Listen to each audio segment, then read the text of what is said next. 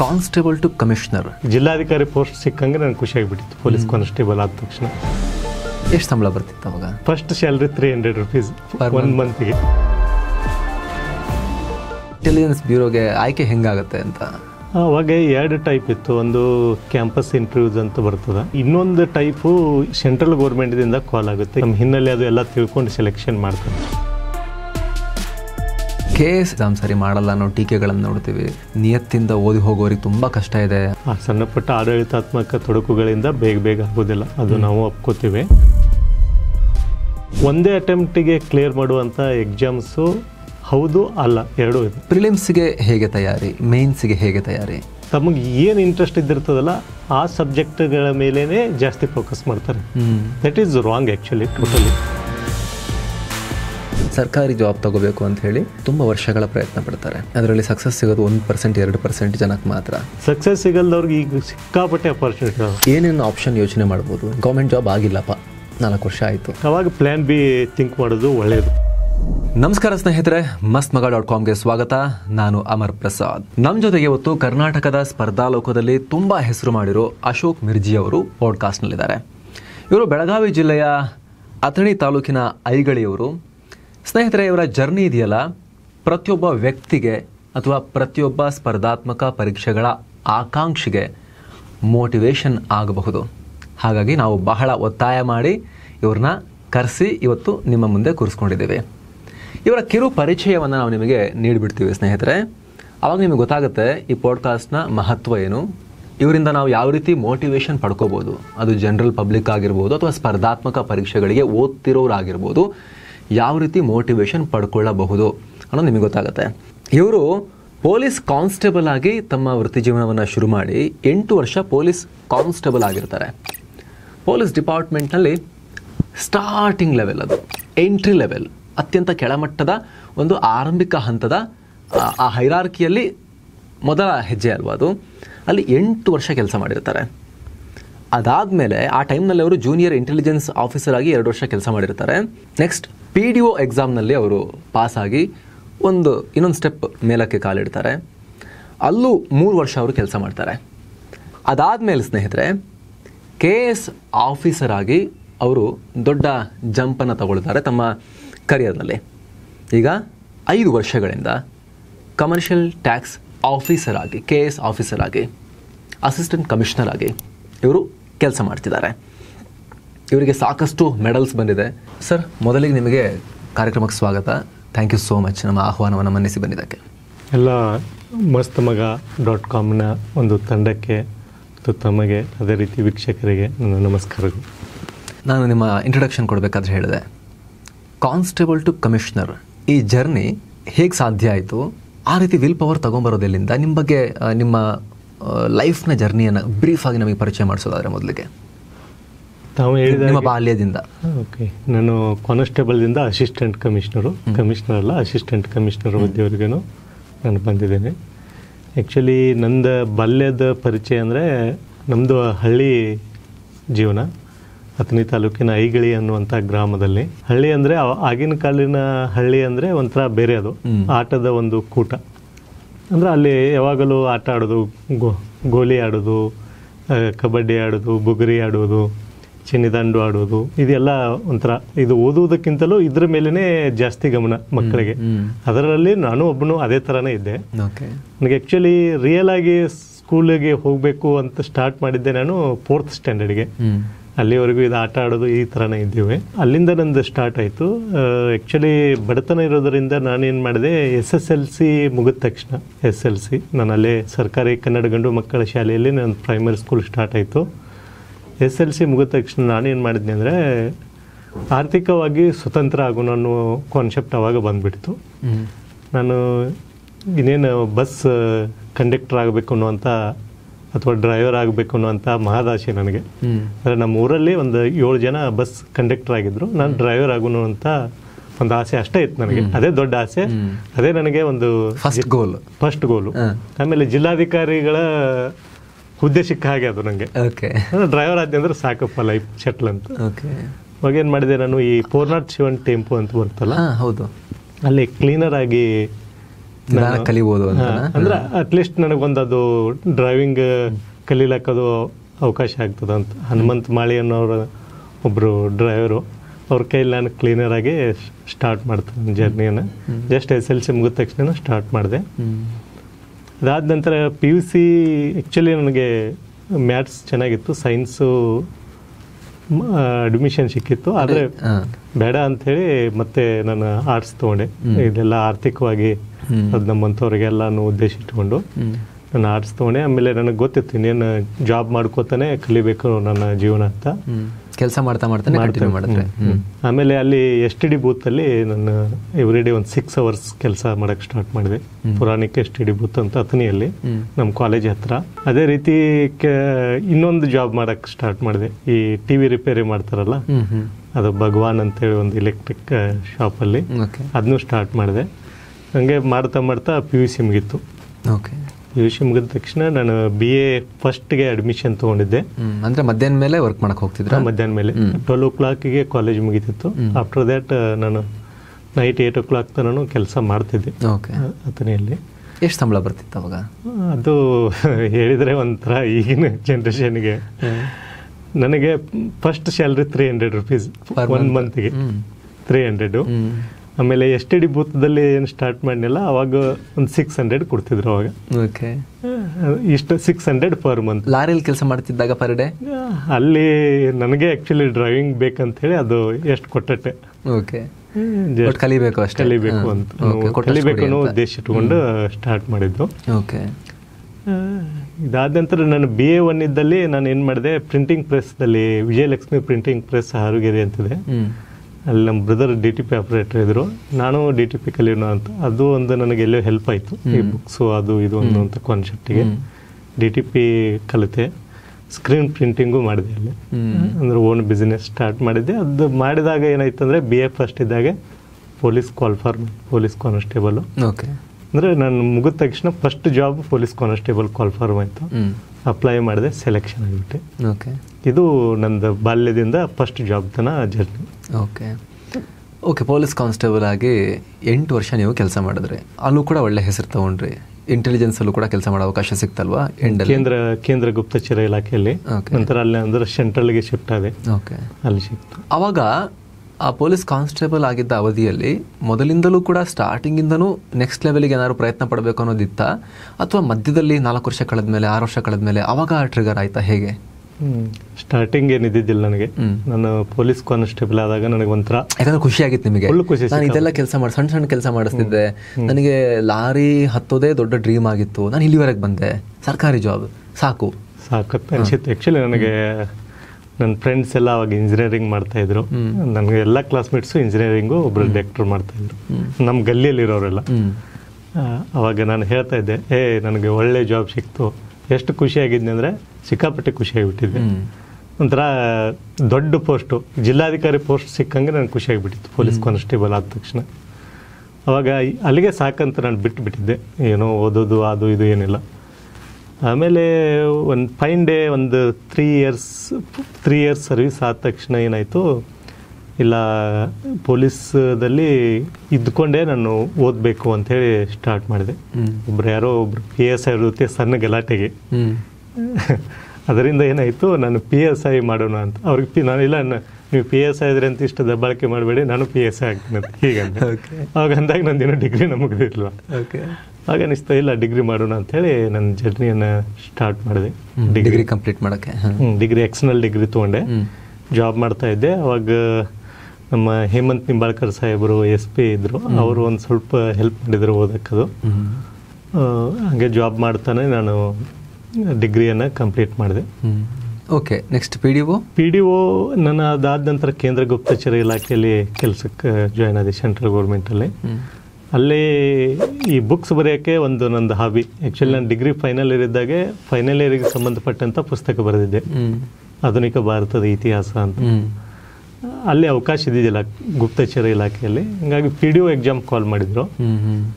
PDO ನನ್ನ ಎಕ್ಸಾಮನ್ನು clear ಮಾಡಿ join ಆದೆ PDOಗೆ. ಓಕೆ, ಸ್ವಲ್ಪ ಅದಕ್ಕಿಂತ ಹಿಂದೆ ಹೋಗಿ ಇದ್ರ ಬಗ್ಗೆ ನಾವು ಗುಪ್ತಚರ ಇಲಾಖೆಯಲ್ಲಿ ಕೆಲಸ ಮಾಡ್ತಿದ್ದ ಟೈಮ್ನಲ್ಲಿ ಸೆಂಟ್ರಲ್ ಅಲ್ವಾ? ಸೆಂಟ್ರಲ್ ಇಂಟೆಲಿಜೆನ್ಸ್ ಬ್ಯೂರೋ ಬರುತ್ತಾ? Intelligence bureau.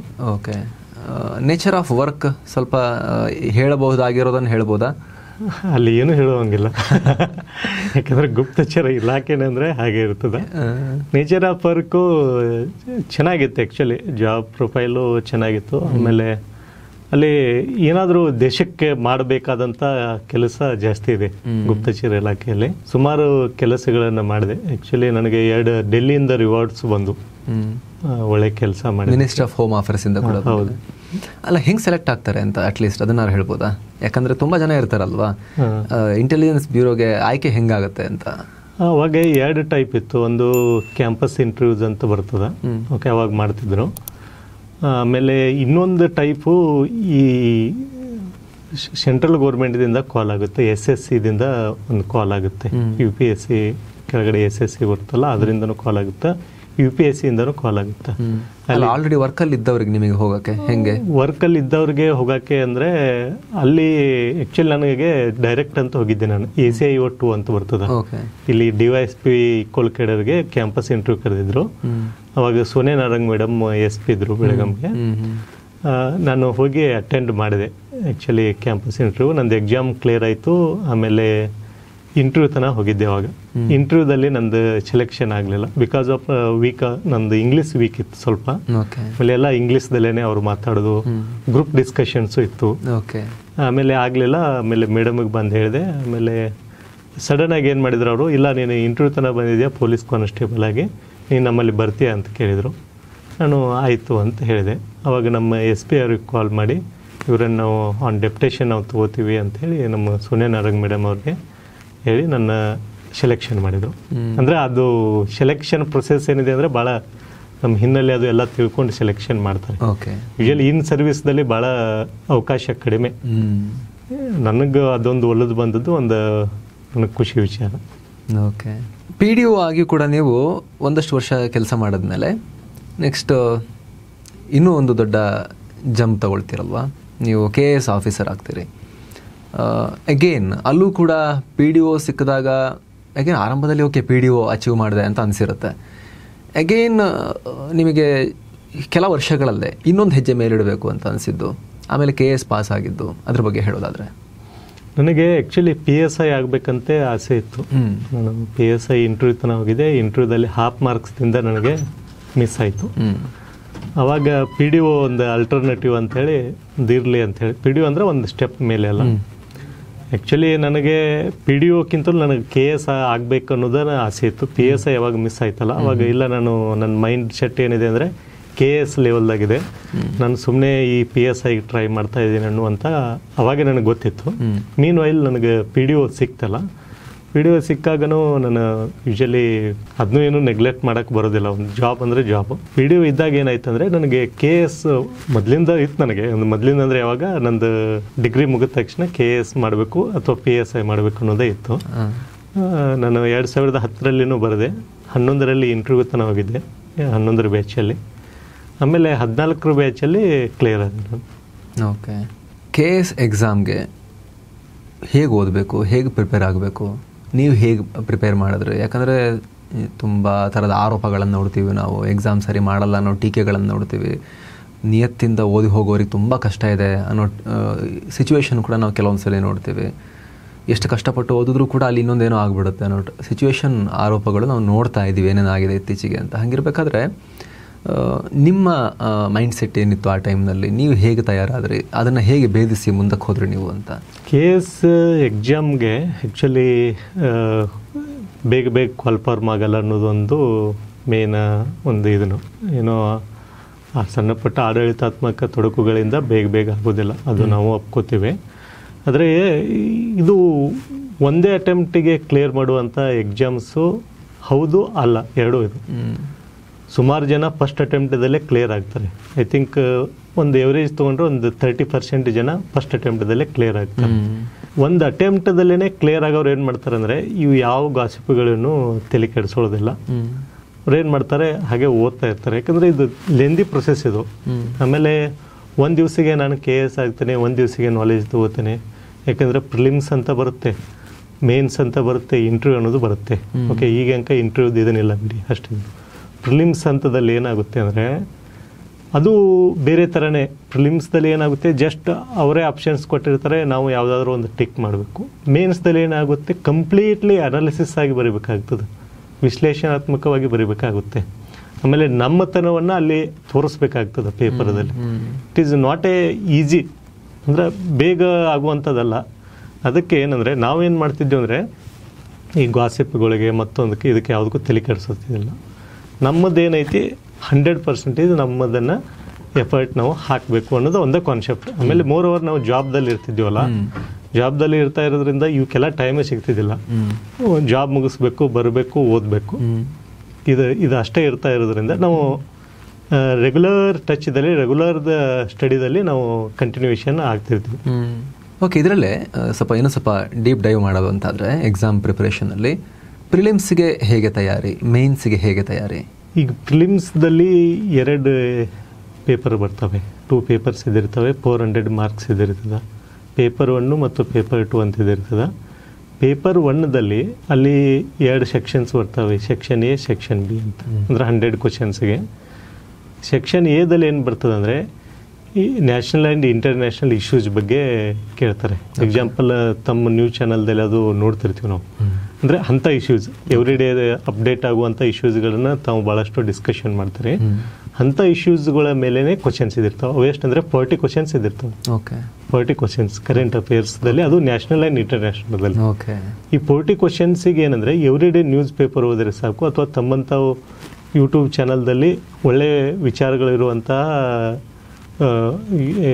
ಈ ಸಬ್ಜೆಕ್ಟ್ಗಳಿರುವಂತಹ ಒಂದು ಯೂಟ್ಯೂಬ್ ಚಾನಲ್ಗಳನ್ನು ಫಾಲೋ ಮಾಡಿರೋದು ಸಾಕು, ಇಷ್ಟೇ ಸಾಕು. ಓಕೆ, ಎಷ್ಟು ಇದು 40 ಮಾರ್ಕ್ಸು 40 ಕ್ವಶನ್ಸು 80 ಮಾರ್ಕ್ಸ್ ಇದ್ದಿರ್ತದೆ. ಓಕೆ, 40 ಕ್ವಶನ್ಸಿಗೆ 80 ಮಾರ್ಕ್ಸ್ ಇದ್ದಿರ್ತದೆ. ಓಕೆ. ಇನ್ನು ಪಾರ್ಟ್ ಬಿದಲ್ಲಿ ಏನಾಗುತ್ತೆ ಅಂದರೆ, ಹಿಸ್ಟ್ರಿ, ಎಕನಾಮಿ, ಜಿಯೋಗ್ರಫಿ, ಪಾಲಿಟಿ ಅಂತ ಬರ್ತದೆ. ಓಕೆ, ಇದು ಏನಂದರೆ 60 ಕ್ವಶನ್ಸು 120 ಮಾರ್ಕ್ಸ್ ಇದ್ದಿರ್ತದೆ. ಓಕೆ, 60 ಕ್ವಶನ್ಸು 120 ಮಾರ್ಕ್ಸ್ ಇದ್ದಿರ್ತದೆ. ಓಕೆ. ಇಲ್ಲಿ ಈ ಒಂದು ಫಸ್ಟ್ ಪೇಪರ್ ಬಗ್ಗೆನೇ ಮಾತಾಡಬೇಕಾಯ್ತಂದ್ರೆ, ಭಾಳಷ್ಟು ಜನ ಏನು ಮಾಡ್ತಾರಂದರೆ, ತಮಗೆ ಏನು ಇಂಟ್ರೆಸ್ಟ್ ಇದ್ದಿರ್ತದಲ್ಲ ಆ ಸಬ್ಜೆಕ್ಟ್ಗಳ ಮೇಲೇ ಜಾಸ್ತಿ ಫೋಕಸ್ ಮಾಡ್ತಾರೆ. That is wrong actually, totally. ಇಲ್ಲಿ ನಮ್ಮ ಇಂಟ್ರೆಸ್ಟ್ಗಿಂತಲೂ ನಮ್ಗೆ ಎಲ್ಲಿ ಮಾರ್ಕ್ಸ್ ಬರ್ತಾವಲ್ಲ, ಯಾವ ಸಬ್ಜೆಕ್ಟ್ದಿಂದ ಮಾರ್ಕ್ಸ್ ಬರ್ತವೆ, ಯಾವ ಟಾಪಿಕ್ದಿಂದ ಮಾರ್ಕ್ಸ್ ಬರ್ತವೆ, ನಾವು ಹೆಂಗೆ ಕ್ಯಾಲ್ಕುಲೇಷನ್ ಮಾಡ್ತೀವಿ ಅಂದರೆ, ಯಾವ ಪೇಜ್ದಿಂದ ಮಾರ್ಕ್ಸ್ ಬರ್ಬೋದು ಅನ್ನೋದನ್ನು ನಾವೇನು ಮಾಡ್ತಿದ್ವಿ ಅಂದರೆ, ಕ್ಯಾಲ್ಕುಲೇಷನ್ ಮಾಡಿಕೊಂಡು ಓದ್ತಿದ್ವಿ ನಾವು. ಓಕೆ, ಇದು ಒಂಥರ ರೀಡಿಂಗ್ ಸ್ಟೈಲ್ ಚೇಂಜ್ ಇರಬೇಕು ಇಲ್ಲಿ. ಪ್ರಿಲಿಮ್ಸ್ದು ಗುಣಧರ್ಮನ ಬೇರೆ, ಕ್ಯಾರೆಕ್ಟರಿಸ್ಟು, ಮೇನ್ಸ್ದ ಬೇರೆ ಇದ್ದಿರ್ತದೆ. ಇದು ಪೇಪರ್ 1. ಪೇಪರ್ 2ದಲ್ಲಿ ಏನಾಗುತ್ತೆ ಅಂದರೆ ಕ್ರಿಕೆಟ್ ಅನಾಲಜಿ ಕೊಡೋದು ಅಂತಾದರೆ, ಎದುರುಗಡೆ ಟೀಮ್ನಲ್ಲಿ 4 ಬಾಲರ್ಸಲ್ಲಿ ಒಬ್ಬ ಟಚ್ ಮಾಡೋಕ್ಕೆ ಆಗಲ್ಲ ಅಂತಿದ್ರೆ ಆತನನ್ನು, ಅಥವಾ ಇನ್ನೊಬ್ಬ ಬಾಲರ್, 2 ಬಾಲರ್ಸ್ ವೀಕ್ ಇದ್ದಾರೆ ಅಂದರೆ ಇವ್ರನ್ನ ಜಾಸ್ತಿ ಟಾರ್ಗೆಟ್ ಮಾಡಬೇಕು, ಆ ರೀತಿನ ಆ ಓವರಲ್ಲಿ ಜಾಸ್ತಿ ಸ್ಕೋರ್ ಮಾಡಬೇಕು. ಓಕೆ, ಆ ಥರ. ಓಕೆ, ಆ ಥರನೇ ಇಲ್ಲಿನೂ ಫೋಕಸ್ ಮಾಡಬೇಕಾಗ್ತದೆ. ಓಕೆ. ಎಕ್ಸಾಂಪಲ್ ಏನಾಗುತ್ತೆ, ನನಗೂ ಸೈನ್ಸ್ ಆ್ಯಂಡ್ ನಾನು ಎಕ್ಸೆಲ್ ಡಿಗ್ರಿ ಮಾಡೋದ್ರಿಂದ ಸೈನ್ಸ್ ಆ್ಯಂಡ್ ಟೆಕ್ನಾಲಜಿ ನನಗೂ ಟಫ್ ಆಗ್ತಿತ್ತು. ಆದರೆ ಯಾವಾಗ 2014 ಬ್ಯಾಚ್ದಲ್ಲಿ ಸೈನ್ಸ್ ಆ್ಯಂಡ್ ಟೆಕ್ನಾಲಜಿ ಮೇನ್ಸ್ಗೆ 250 ಮಾರ್ಕ್ಸ್ ಕಂಪಲ್ಸರಿ ಮಾಡಿಬಿಟ್ರು. ಪ್ರಿಲಿಮ್ಸ್ದಲ್ಲಿ 60 ಮಾರ್ಕ್ಸ್ ಕಂಪಲ್ಸರಿ ಇತ್ತು. ಓಕೆ. ಹೀಗಿದ್ದಾಗ ನಾನು ಸೈನ್ಸ್ ಆ್ಯಂಡ್ ಟೆಕ್ನಾಲಜಿ ಓದಲಿಲ್ಲ ಅಂದರೆ ನಾನು KS ಆಗೋದೇ ಇಲ್ಲ, ಜಸ್ಟ್ ಟೈಮ್ ಪಾಸಿಗೆ ಓದ್ದಂಗೆ ಆಗುತ್ತೆ. That is wrong actually. ಇನ್ನು ಪೇಪರ್ 2ಗೆ ಬಂದ್ವಿ. ಸೈನ್ಸ್ ಆ್ಯಂಡ್ ಟೆಕ್ನಾಲಜಿ ಅದು ಈಸಿ ಆಗುತ್ತಾ, ಕಷ್ಟ ಆಗುತ್ತಾ, ಹೆಂಗೆ ಅದನ್ನು ಯಾಕಂದರೆ ಅದ್ರ ಬ್ಯಾಕ್ಗ್ರೌಂಡ್ ಇಲ್ದಿರೋರಿಗೆ ಹೆಂಗೆ? ಬ್ಯಾಕ್ಗ್ರೌಂಡ್ ಇಲ್ದವ್ರಿಗೆ ಸ್ವಲ್ಪ ಕಷ್ಟ ಆಗುತ್ತೆ, ಆದರೆ ಕಷ್ಟ ಆದರೂ ಪರವಾಗಿಲ್ಲ. ಹೆಂಗೆ ಹೆಲ್ಪ್ ತೊಗೋಬೇಕು, ಯಾರ್ದು ಹೆಲ್ಪ್ ತೊಗೋಬೇಕು, ಹೆಂಗೆ ಮಾಡಬೇಕು ಅದನ್ನು? ಈಗ ಸುಮಾರು ಜನ ಯೂಟ್ಯೂಬ್ದಲ್ಲಿ ನಾವೇನು ಮಾಡ್ತಿದ್ವಿ ಅಂದರೆ, ನಮಗೆ ಇಂಟರ್ನೆಟ್ನ ಸದ್ಬಳಕೆ ಮಾಡ್ಕೋಬೇಕು. ಅಥವಾ ನಮ್ಗೆ ಯಾವ ಟಾಪಿಕ್ ತಿಳಿಯಲ್ಲ, ಎಲ್ಲ ಟಾಪಿಕ್ಕು ತಿಳಿಯಲ್ಲ ಅಂತಿರಲ್ಲ, ಎಲ್ಲ ಟಾಪಿಕ್ಕು ಅರ್ಥ ಆಗ್ತಿರ್ತದೆ. ಕೆಲವೊಂದು ಟಾಪಿಕ್ಗಳು ಅರ್ಥ ಆಗಲ್ಲ, ಅದನ್ನು ಮಾತ್ರ ಏನು ಮಾಡ್ಬೇಕಂದ್ರೆ ಇಂಟರ್ನೆಟ್ದಲ್ಲಿ ಹೋಗಿ ಅಥವಾ ಯೂಟ್ಯೂಬ್ಗಳ ಒಂದು ಹೆಲ್ಪ್ ತಗೊಂಡು ಓದ್ಬೋದು, ವಿದೌಟ್ ಕೋಚಿಂಗ್ ಇಲ್ಲದೆ. ಓಕೆ, ಆ ಥರ ಮಾಡಬಹುದು. ಕೋಚಿಂಗ್ ಅಲ್ಲಾದರೆ ಅಲ್ಲೇ ಎಲ್ಲ ಹೇಳ್ಕೊಡೋದು ವ್ಯವಸ್ಥೆ ಇರುತ್ತೆ, ಅಲ್ಲಿ ಇರುತ್ತೆ ವ್ಯವಸ್ಥೆ. ಓಕೆ. ನೆಕ್ಸ್ಟ್ ಸರ್, ಪೇಪರ್ 2ದಲ್ಲಿ ಬಂದೀವಿ ಅಂದರೆ ಟೋಟಲ್ 100 ಕ್ವಶನ್ಸ್ ಇದ್ದಿರ್ತಾವೆ ಅಲ್ಲಿನೂ. ಪೇಪರ್ 2ದಲ್ಲಿ ಅಲ್ಲಿ 3 ಸೆಕ್ಷನ್ ಇದ್ದಿರ್ತಾವೆ, A, B, C ಅಂತ. ಈ 3 ಸೆಕ್ಷನ್ದಲ್ಲಿ A ಸೆಕ್ಷನ್ದಲ್ಲಿ ಏನಿದಿರ್ತದೆ ಅಂದರೆ ಕರ್ನಾಟಕ ರಿಲೇಟೆಡ್ ಕರೆಂಟ್ ಅಫೇರ್ಸ್. ಅಲ್ಲಿ 80 ಮಾರ್ಕ್ಸ್. ಜಸ್ಟ್ ನ್ಯೂಸ್ ಪೇಪರು ಅಥವಾ ಇಂಥ ತಮ್ಮಂಥ ಯೂಟ್ಯೂಬ್ ಚಾನಲ್ಗಳನ್ನು ನೋಡೋದ್ರಿಂದ ಏನಾಗುತ್ತೆ ಅಂದರೆ, ಪೇಪರ್ 1ದಲ್ಲಿ 80 ಮಾರ್ಕ್ಸು, ಪೇಪರ್ 2ದಲ್ಲಿ 80 ಮಾರ್ಕ್ಸ್, 160 ಮಾರ್ಕ್ಸು ಕರೆಂಟ್ ಅಫೇರ್ಸ್ ಮೇಲೇ ಇದ್ದಿರ್ತದೆ. 160 ಮಾರ್ಕ್ಸ್. ಇನ್ನು ಅದರಲ್ಲಿ ಪೇಪರ್ 2ದಲ್ಲಿ ಪಾರ್ಟ್ ಬಿ ಸೆಕ್ಷನ್ ಬಿ ಬಂದಿವಿ ಅಂದರೆ ನಾವು ಅಲ್ಲಿ ಏನಿದ್ದಿರ್ತದೆ ಅಂದರೆ ಸೈನ್ಸ್ ಆ್ಯಂಡ್ ಟೆಕ್ನಾಲಜಿ ಇದ್ದಿರ್ತದೆ. 30 ಕ್ವಶನ್ಸು 60 ಮಾರ್ಕ್ಸ್. ಇಲ್ಲಿ ಸೈನ್ಸ್ ಆ್ಯಂಡ್ ಟೆಕ್ನಾಲಜಿ ಅಂದರೆ ಭಾಳಷ್ಟು ವಿದ್ಯಾರ್ಥಿಗಳು ಏನು ಮಾಡ್ತಾರೆ ಅಂದರೆ ಪ್ರಿಪ್ರೇಷನ್ ಮಾಡೋರು ಫಿಸಿಕ್ಸು ಕೆಮಿಸ್ಟ್ರಿ ಬಯಾಲಜಿ ಅಂತ ತಿಳ್ಕೊಂಡು ಅದನ್ನೇ ಸ್ಟಾರ್ಟ್ ಮಾಡ್ತಾರೆ. ಆದರೆ ಅಲ್ಲಿ ಎಲ್ಲಿ ಸ್ಕೋರ್ ಜಾಸ್ತಿ ಆಗ್ತದೆ, ಎಕ್ಸಾಂಪಲ್ ಟೆಕ್ನಾಲಜಿ ಮೇಲೆ ಜಾಸ್ತಿ ಸ್ಕೋರ್ ಬರ್ತವೆ, ಕ್ವಶನ್ಸ್ ಬರ್ತವೆ. ಆಮೇಲೆ ಕರೆಂಟ್ ಸೈನ್ಸ್ ಮೇಲೆ ಬರ್ತದೆ, ಎನ್ವೈರ್ಮೆಂಟ್ ಮೇಲೆ ಬರ್ತದೆ, ಸ್ಪೇಸ್ ಮೇಲೆ ಬರುತ್ತೆ. ಇವುಗಳ ಮೇಲೆ ಫೋಕಸ್ ಮಾಡಿ ಓದಬೇಕು. ಅಂದರೆ ಈ ಥರ ನಮ್ಮದೇ ಆದಂಥ ಒಂದು ಸ್ಟೈಲ್ ಇರಬೇಕು ಇದರಲ್ಲಿ. ನೆಕ್ಸ್ಟ್ ಸೆಕ್ಷನ್ 3 ಅಂತ ಸಿ ಅಂತ ಬರ್ತದೆ, ಅಲ್ಲಿ ಮೆಂಟಲ್ ಎಬಿಲಿಟಿ ಮೇಲೆ ಮ್ಯಾಥ್ಸ್, ಅಲ್ಲಿ 30 ಕ್ವಶನ್ಸು 60 ಮಾರ್ಕ್ಸ್ ಇರ್ತದೆ. ಇದೇನಾಯಿತು ಪ್ರಿಲಿಮ್ಸ್ ಎಕ್ಸಾಮ್. ಓಕೆ. ಮೇನ್ಸ್ದಲ್ಲಿ ಮತ್ತು ಬೇರೆ ಬೇರೆ ಇದಿರ್ತವೆ, ಎಸ್ಸೆ ಇದ್ದಿರ್ತದೆ. ಆಮೇಲೆ ಏನು ಪ್ರಿಲಿಮ್ಸಿಗೆ ಓದಿವಲ್ಲ ಇದೇ ಸಬ್ಜೆಕ್ಟ್ಸು ಮತ್ತು ಅಲ್ಲಿ ರಿಪೀಟ್ ಆಗ್ತದೆ. ಓಕೆ. ಈ ಟೋಟಲ್ ಪ್ರಿಲಿಮ್ಸು ಮತ್ತು ಮೇನ್ಸು ಇವೆರಡೂ ಫೋಕಸ್ ಮಾಡಿ ನಾವು ಯಾವ ಸಬ್ಜೆಕ್ಟ್ ಮೇಲೆ ಹೆಚ್ಚಿಗೆ ಒತ್ತು ಕೊಡಬೇಕು ಅನ್ನೋದು ಭಾಳ ಇಂಪಾರ್ಟೆಂಟ್. ಅದಕ್ಕೆ ಏನು ಮಾಡಬೇಕಂದ್ರೆ ನಾವು ಟ್ರೆಂಡ್ ಅನಾಲಿಸಿಸ್ ಮಾಡಬೇಕು. ಯಾವ ಟ್ರೆಂಡ್ ಮೇಲೆ ಕ್ವಶನ್ಸ್ಗಳನ್ನು ತೆಗಿತಾ ಇದ್ದಾನೆ, ಟಾಪಿಕ್ ಅನಾಲಿಸಿಸ್ ಮಾಡಬೇಕು. ಯಾವ ಟಾಪಿಕ್ಸ್ಗಳು ಇಂಪಾರ್ಟೆಂಟು, ಆ್ಯಸ್ ಎ ಎಕ್ಸಾಮ್ ದೃಷ್ಟಿಯಿಂದ ಯಾವ ಟಾಪಿಕ್ಗಳು ಇಂಪಾರ್ಟೆಂಟು. ಆಮೇಲೆ ಸೆನ್ಸ್ ಅನಾಲಿಸಿಸ್ ಮಾಡಬೇಕು. ಅಂದರೆ ಯಾವ ಸೆನ್ಸ್ ಮೇಲೆ ತೆಗಿತಾ ಇದ್ದಾನೆ ಕ್ವಶನ್ಸು. ಸೋರ್ಸ್ ಅನಾಲಿಸಿಸ್ ನಾವು ಇದನ್ನು ಭಾಳ ಮಾಡ್ತಿದ್ದೀವಿ. ಸೋರ್ಸ್ ಅನಾಲಿಸಿಸ್ ಅಂದರೆ ಹಳೆ ಕ್ವಶನ್ ಪೇಪರ್ ಒಂದು 5 ಇಯರ್ಸ್ದು ಹಳೆ ಕ್ವಶನ್ ಪೇಪರು ಡಿಟೇಲ್ ಆಗಿ ಒಂದು 2-3 ಸಲ ಓದಿ ಅನಾಲಿಸಿಸ್ ಮಾಡಿಕೊಂಡ್ರೆ ಗೊತ್ತಾಗ್ತದೆ ಇವರು ಯಾವ ಸೋರ್ಸ್ದಿಂದ ಕ್ವಶನ್ಸ್ಗಳು ಬರ್ತಾ ಇದ್ದಾವೆ. ಎಕ್ಸಾಂಪಲ್ ಕರ್ನಾಟಕ ಎಕನಾಮಿಕ್ ಸರ್ವೆ ಅಂತದ, ಅದ್ರ ಮೇಲೆ ಯಾರೂ ಬರದೇ ಇರೋದಿಲ್ಲ, ಕ್ಲಾಸು ಮಾಡಿರೋದಿಲ್ಲ. ಆದರೆ ಅಲ್ಲಿಂದ ಕ್ವಶನ್ಸ್ ರೈಸ್ ಆಗ್ತವೆ. ಈ ಥರ ಆ್ಯಕ್ಚುಲಿ ನಮಗೆ ಮೇನ್ಸ್ದಲ್ಲಿ 125 ಮಾರ್ಕ್ಸ್ದು ಒಂದು ಎಸ್ಸೆ ರೈಸ್ ಆಗಿತ್ತು, ಹೈದರಾಬಾದ್ ಕರ್ನಾಟಕ ರಿಲೇಟೆಡ್. ಎಲ್ಲಿಂದ? ಕರ್ನಾಟಕ ಎಕನಾಮಿಕ್ ಸರ್ವೆಯಿಂದ ಡೈರೆಕ್ಟ್ ಕ್ವಶನ್ಸನ್ನು ಎಕ್ಸಾಮ್ದಲ್ಲಿ ಕೇಳಿದರು. ಈ ಥರ ಪ್ರಿಲಿಮ್ಸ್ ಕಮ್ ಮೇನ್ಸ್ ಇರ್ತದೆ. ನೀವೀಗ ಅಧಿಕಾರಿಯಾಗಿ ಕೆಲಸ ಮಾಡ್ತಾ ಇದ್ದೀರಾ. ಇವಾಗ ಕರೆಂಟ್ ನಿಮ್ಮ ವೃತ್ತಿ ಜೀವನದ ಬಗ್ಗೆ ಮಾತಾಡೋದಾದ್ರೆ, ಈಗ ನಾನು ಅಸಿಸ್ಟೆಂಟ್ ಕಮಿಷನರ್ ಆಗಿ ಕಮರ್ಷಿಯಲ್ ಟ್ಯಾಕ್ಸ್ನಲ್ಲಿ ಇದ್ದೇನೆ. ಆಮೇಲೆ ಏನೇನು ರೋಲ್ ಇರುತ್ತೆ ಸರ್ ನಿಮಗೆ ಇವಾಗ? ಈಗ ನಮ್ದು ಲಾಸ್ಟ್ 5 ಇಯರ್ಸಿಂದ ಅಂದರೆ ನಾನು ಆ್ಯಕ್ಚುಲಿ LGSTO ಅಂತ ಬರ್ತದೆ, ಅಂದರೆ ಫ್ರಂಟ್ ಆಫೀಸ್ ಅಲ್ಲಿ ಕೆಲಸ ಮಾಡಿದೆ. ಆಮೇಲೆ ನಾನು ವಿಜಿಲೆನ್ಸ್ನಲ್ಲಿ ಕೆಲಸ ಮಾಡಿದೆ. ಅಂದರೆ ಈ ತೆರಿಗೆ ವಂಚಕರನ್ನು ನಾವು ಗುರುತಿಸಿ ದಂಡವನ್ನು ಕಟ್ಟಿಸುವಂತಹ ಕೆಲಸ ನಮ್ಮದು, ಮೇಜರ್ಲಿ ನಮ್ಮದು. ಪಬ್ಲಿಕ್ಕಿಗೆ ಅಂದರೆ ನಾರ್ಮಲ್ ಪೀಪಲ್, ಬಡವ ಜನರಿಗೆ ಹೆಲ್ಪ್ ಮಾಡುವಂಥ ಯಾವುದೋ ಅವಕಾಶ, ಅಂದರೆ ನಮ್ಮದು ವರ್ತಿ ಈ ಥರ ಇದ್ದಿರ್ತದೆ. ನಮ್ಮಲ್ಲಿ ಬರೋರೆಲ್ಲ ಬಿಸ್ನೆಸ್ ಮ್ಯಾನ್ಸು ಇವರೇ ಅಂತ, ಅವ್ರಿಗೆ ನಾವು ಎಜುಕೇಟ್ ಮಾಡೋದು. ಸುಂಕದವರು ನೀವು? Tax completely. ಓಕೆ. ಇದು ಮೇನ್ ನಮ್ಮ ಮೇಜರ್ ರೋಲು. ಆಮೇಲೆ ಈಗ ನಾನು PS ಆಗಿ ವರ್ಕ್ ಮಾಡ್ತಾ ಇದ್ದೀನಿ ಖನಿಜ ನಿಗಮದ ಅಧ್ಯಕ್ಷರಿಗೆ. ಓಕೆ. ಅಲ್ಲಿ ಒಂಥರ ಅದು ಡಿಫ್ರೆಂಟ್ ರೋಲು. ಓಕೆ. ಇಷ್ಟೆಲ್ಲ ಬ್ಯುಸಿ ಲೈಫ್ ನಡುವೆ ನಿಮಗೆ ಪುಸ್ತಕಗಳು ಬರೆಯೋಕ್ಕೆ ಟೈಮ್ ಸಿಗುತ್ತಾ? ಯಾಕಂದರೆ ನಿಮ್ಮ ಪುಸ್ತಕಗಳು ಪಾಪ್ಯುಲರ್ ಇದ್ದಾವೆ, ಎಸ್ಪೆಷಲಿ ಸ್ಪರ್ಧಾ ಜಗತ್ತಲ್ಲಿ ನಿಮ್ಮ ಪುಸ್ತಕಗಳನ್ನು ರೆಫರ್ ಮಾಡ್ತಾರೆ. ಇವತ್ತು ನನಗೂ ಕೂಡ ಅಶೋಕ್ ಮಿರ್ಜಿ ಸರ್ ಪುಸ್ತಕವನ್ನು ಕೊಟ್ಟಿದ್ದಾರೆ, ಬಿದ್ದು ಗೆದ್ದವರು ಅಂತ. ಇದರಲ್ಲಿ ಒಂದಷ್ಟು ಪುಟಗಳನ್ನು ತಿರುವಿ ಹಾಕಿದಾಗಲೇ ತುಂಬ ಇಂಟ್ರೆಸ್ಟಿಂಗ್ ಮತ್ತು ಮೋಟಿವೇಶನಲ್ ವ್ಯಕ್ತಿಗಳ ಸ್ಟೋರೀಸ್ ಇದರಲ್ಲಿದೆ. ಈ ರೀತಿ ನೀವು ಹಲವಾರು ಪುಸ್ತಕಗಳನ್ನು ಬರೆದಿದ್ದೀರಾ, ಅವುಗಳು ಸ್ಪರ್ಧಾ ಜಗತ್ತಲ್ಲಿ ಪಾಪ್ಯುಲರ್ ಕೂಡ ಇವೆ. ಹೇಗೆ ಟೈಮ್ ಮಾಡ್ಕೊಳ್ತೀರಿ ಪುಸ್ತಕ ಬರೆಯೋ ಅಭಿರುಚಿ? ನೋಡಿ, DTP ಪುಸ್ತಕ ಪಬ್ಲಿಷ್ ಮಾಡ್ತಿದ್ದವರು, ಅದರಲ್ಲಿ ಪುಸ್ತಕ ಪಬ್ಲಿಷ್ ಮಾಡೋ ಆ ಮೆಕ್ಯಾನಿಕಲ್ ಜಾಬ್ ಒಂದು ಟೈಮ್ನಲ್ಲಿ ಮಾಡಿದ್ದವರು ಈಗ ನಮ್ಮ ಸ್ವಂತ ಪುಸ್ತಕಗಳು ಪಬ್ಲಿಷ್ ಆಗಿ ಪಾಪ್ಯುಲರ್ ಆಗ್ತಿದ್ದಾವೆ. ಸೊ ಒಂಥರ ಖುಷಿ ಜೊತೆಗೆ ಒಂಥರ ಮಿರಾಕಲ್ ಅಂತಲೂ ಅನಿಸೋದಿಲ್ವಾ ಅಂತ? ಆ್ಯಕ್ಚುಲಿ ನನಗೆ ಈ ವಿಭಿನ್ನ ಕೆಲಸಗಳನ್ನು ಮಾಡೋಕ್ಕೆ ಯಾವಾಗೂ ಮನಸ್ಸು ತುಡಿತಿರ್ತದೆ. ನಾನು ಡಿಗ್ರಿ ಫೈನಲ್ ಇಯರ್ ಇದ್ದಾಗ ಜಸ್ಟ್ ನನಗೆ ಹಿಸ್ಟ್ರಿ ಒಬ್ಬರ ಯಾರಿಗೋ ಒಂದು ನೋಟ್ಸ್ ಕೇಳಿದ್ದೆ. ನಾನು ಎಕ್ಸ್ಟರ್ನಲ್ ಡಿಗ್ರಿ ಮಾಡ್ತಾ ಇದ್ದೀನಿ ಕೊಡಿ ಅಂತ. ಒಬ್ಬರು ಪ್ರೊಫೆಸರ್ ಅವರು ನೋಟ್ಸೇ ಕೊಡಲಿಲ್ಲ. ಅವಾಗೇನಾಯಿತು, ಏನು ಯಾಕೆ ಹೀಗೆ ಜಗತ್ತು ಅಂತೆ. ಅಂದರೆ ಅವಾಗ ಫಸ್ಟ್ ನಾನು ಆ್ಯಕ್ಚುಲಿ ಡಿಗ್ರಿ ಫೈನಲ್ ಇಯರ್ ಇದ್ದಾಗೆ ಫೈನಲ್ ಇಯರ್ಗೆ ಸಂಬಂಧಪಟ್ಟಂಥ ಆಧುನಿಕ ಭಾರತದ ಇತಿಹಾಸ ಅಂತ ಪುಸ್ತಕ ಬರೆದೆ. ಅದಕ್ಕೆ ಆ್ಯಕ್ಚುಲಿ ಮುನ್ನುಡಿ ಬರೆಯೋಕ್ಕೆ ಸಿಗ್ತಾ ಇದ್ದಿಲ್ಲ ಯಾರು. ಯಾರು ಪ್ರೊಫೆಸರ್ಸ್ ಒಪ್ತಿದ್ದಿಲ್ಲ ನಾನು ಆ್ಯಸ್ ಎ ಸ್ಟೂಡೆಂಟ್ ಇರೋದರಿಂದ. ಆ್ಯಕ್ಚುಲಿ ಇದು ಅಂದರೆ ನಮ್ಮಲ್ಲಿ ಇಂಥವ್ರಿಗೆ ಸಪೋರ್ಟ್ ಮಾಡಬೇಕು. ಓಕೆ, ಅಲ್ಲಿಂದ ನಂದು ಆ್ಯಕ್ಚುಲಿ ಸ್ಟಾರ್ಟ್ ಆಯಿತು. ಅದು ಕ್ಲಿಕ್ಕು ಆಯ್ತು ನಂದು ಬುಕ್ಕು, ಫಸ್ಟಿಗೆ ಬರೆದದ್ದು ಬುಕ್ಕು. ಅಲ್ಲ, ಕೆಲವೊಂದ್ಸಲ ಆ ಥರದವ್ರು ಇರಬೇಕು ಅಂತ ಅನ್ಸುತ್ತೆ. ಹೌದು, ಆ ಥರದವ್ರು ಇಲ್ಲ ಅಂದಿದ್ರೆ ಈಗ ನೋಡಿ ನಿಮಗೆ ಅಲ್ಲಿಗೆ ಒಂದು ಟ್ರಿಗರ್ ಸಿಕ್ತಲ್ವಾ? ಹೌದು, ಅವ್ರ ಪುಸ್ತಕ ಕೊಟ್ಟಿದ್ರೆ ಟ್ರಿಗರ್ ಸಿಗ್ತಿರ್ಲಿಲ್ಲ. ಥ್ಯಾಂಕ್ಸ್ ಹೇಳ್ಬೇಕು ಅವರಿಗೆ. ಆಕ್ಚುಲಿ ಅವ್ರಿಗೆ ಧನ್ಯವಾದಗಳನ್ನ ಹೇಳಲೇಬೇಕು. ಆಮೇಲೆ ಇನ್ನೊಂದು ಏನಂದ್ರೆ, ನನಗೆ ಈ ಬುಕ್ಸ್ ಹುಚ್ಚು ಅದು ಕ್ಲಿಕ್ ಆಯ್ತಲ್ಲ. ಆಮೇಲೆ ಒಬ್ರು ಈಗ SP ಅದಾರೆ, ಅವ್ರು ಏನು ಮಾಡಿದ್ರು ಅಂದರೆ, ಅವಾಗ DYSP ಇದ್ರು, ನನ್ನ ಪೊಲೀಸ್ ಕಾನ್ಸ್ಟೇಬಲ್ ಇದ್ದೆ. ಅವ್ರು ಏನು ಮಾಡಿದ್ರೆ, ಇದು ಬುಕ್ ಬರೀದು ಬೇಡ, ನೀನು ಓದು, ಚೆನ್ನಾಗಿ ಒಳ್ಳೆ ನಾಲೆಜ್ ಇದೆ.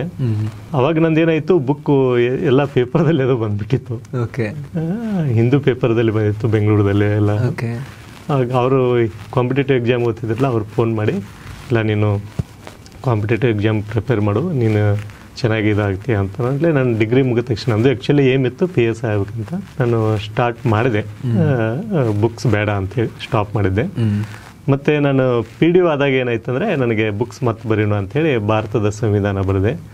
ಆಮೇಲೆ PDO ಇದ್ದಾಗ ಭಾಳಷ್ಟು PDO ರಿಲೇಟೆಡ್ ಒಂದು ಸಪ್ರೇಟ್ ಪೇಪರ್ ಬರುತ್ತೆ 100 ಕ್ವಶನ್ಸ್ಗೆ. ಓಕೆ, ಅದು ನಾರ್ಮಲ್ ಭಾಷೆಯಲ್ಲಿ ಇದ್ದಿದ್ದಿಲ್ಲ, ಅದು ಅಡ್ವೊಕೇಟ್ ಲ್ಯಾಂಗ್ವೇಜಲ್ಲಿ ಆ್ಯಕ್ಟು. ಅದನ್ನು ಯಾಕೆ ಸರಳೀಕರಣಗೊಳಿಸಬಾರ್ದು ನಮ್ಮ ರೈತರ ಅಥವಾ ಗ್ರಾಮೀಣ ವಿದ್ಯಾರ್ಥಿಗಳಿಗೆ, ಅಥವಾ ಯಾರು ಕೆಲವೊಂದ್ಸಲ ಲೀಗಲ್ ಲ್ಯಾಂಗ್ವೇಜ್ ನೋಡಿದ್ರೆ ಇದು ಇಂಗ್ಲಿಷ್ ಅಂತ ಅನ್ಸ್ಬಿಡುತ್ತೆ. ಕೆಲವೊಂದ್ಸಲ ಇಂಗ್ಲಿಷ್ ಇನ್ನೂ ಅರ್ಥ ಮಾಡ್ಕೊಳ್ಬೋದು.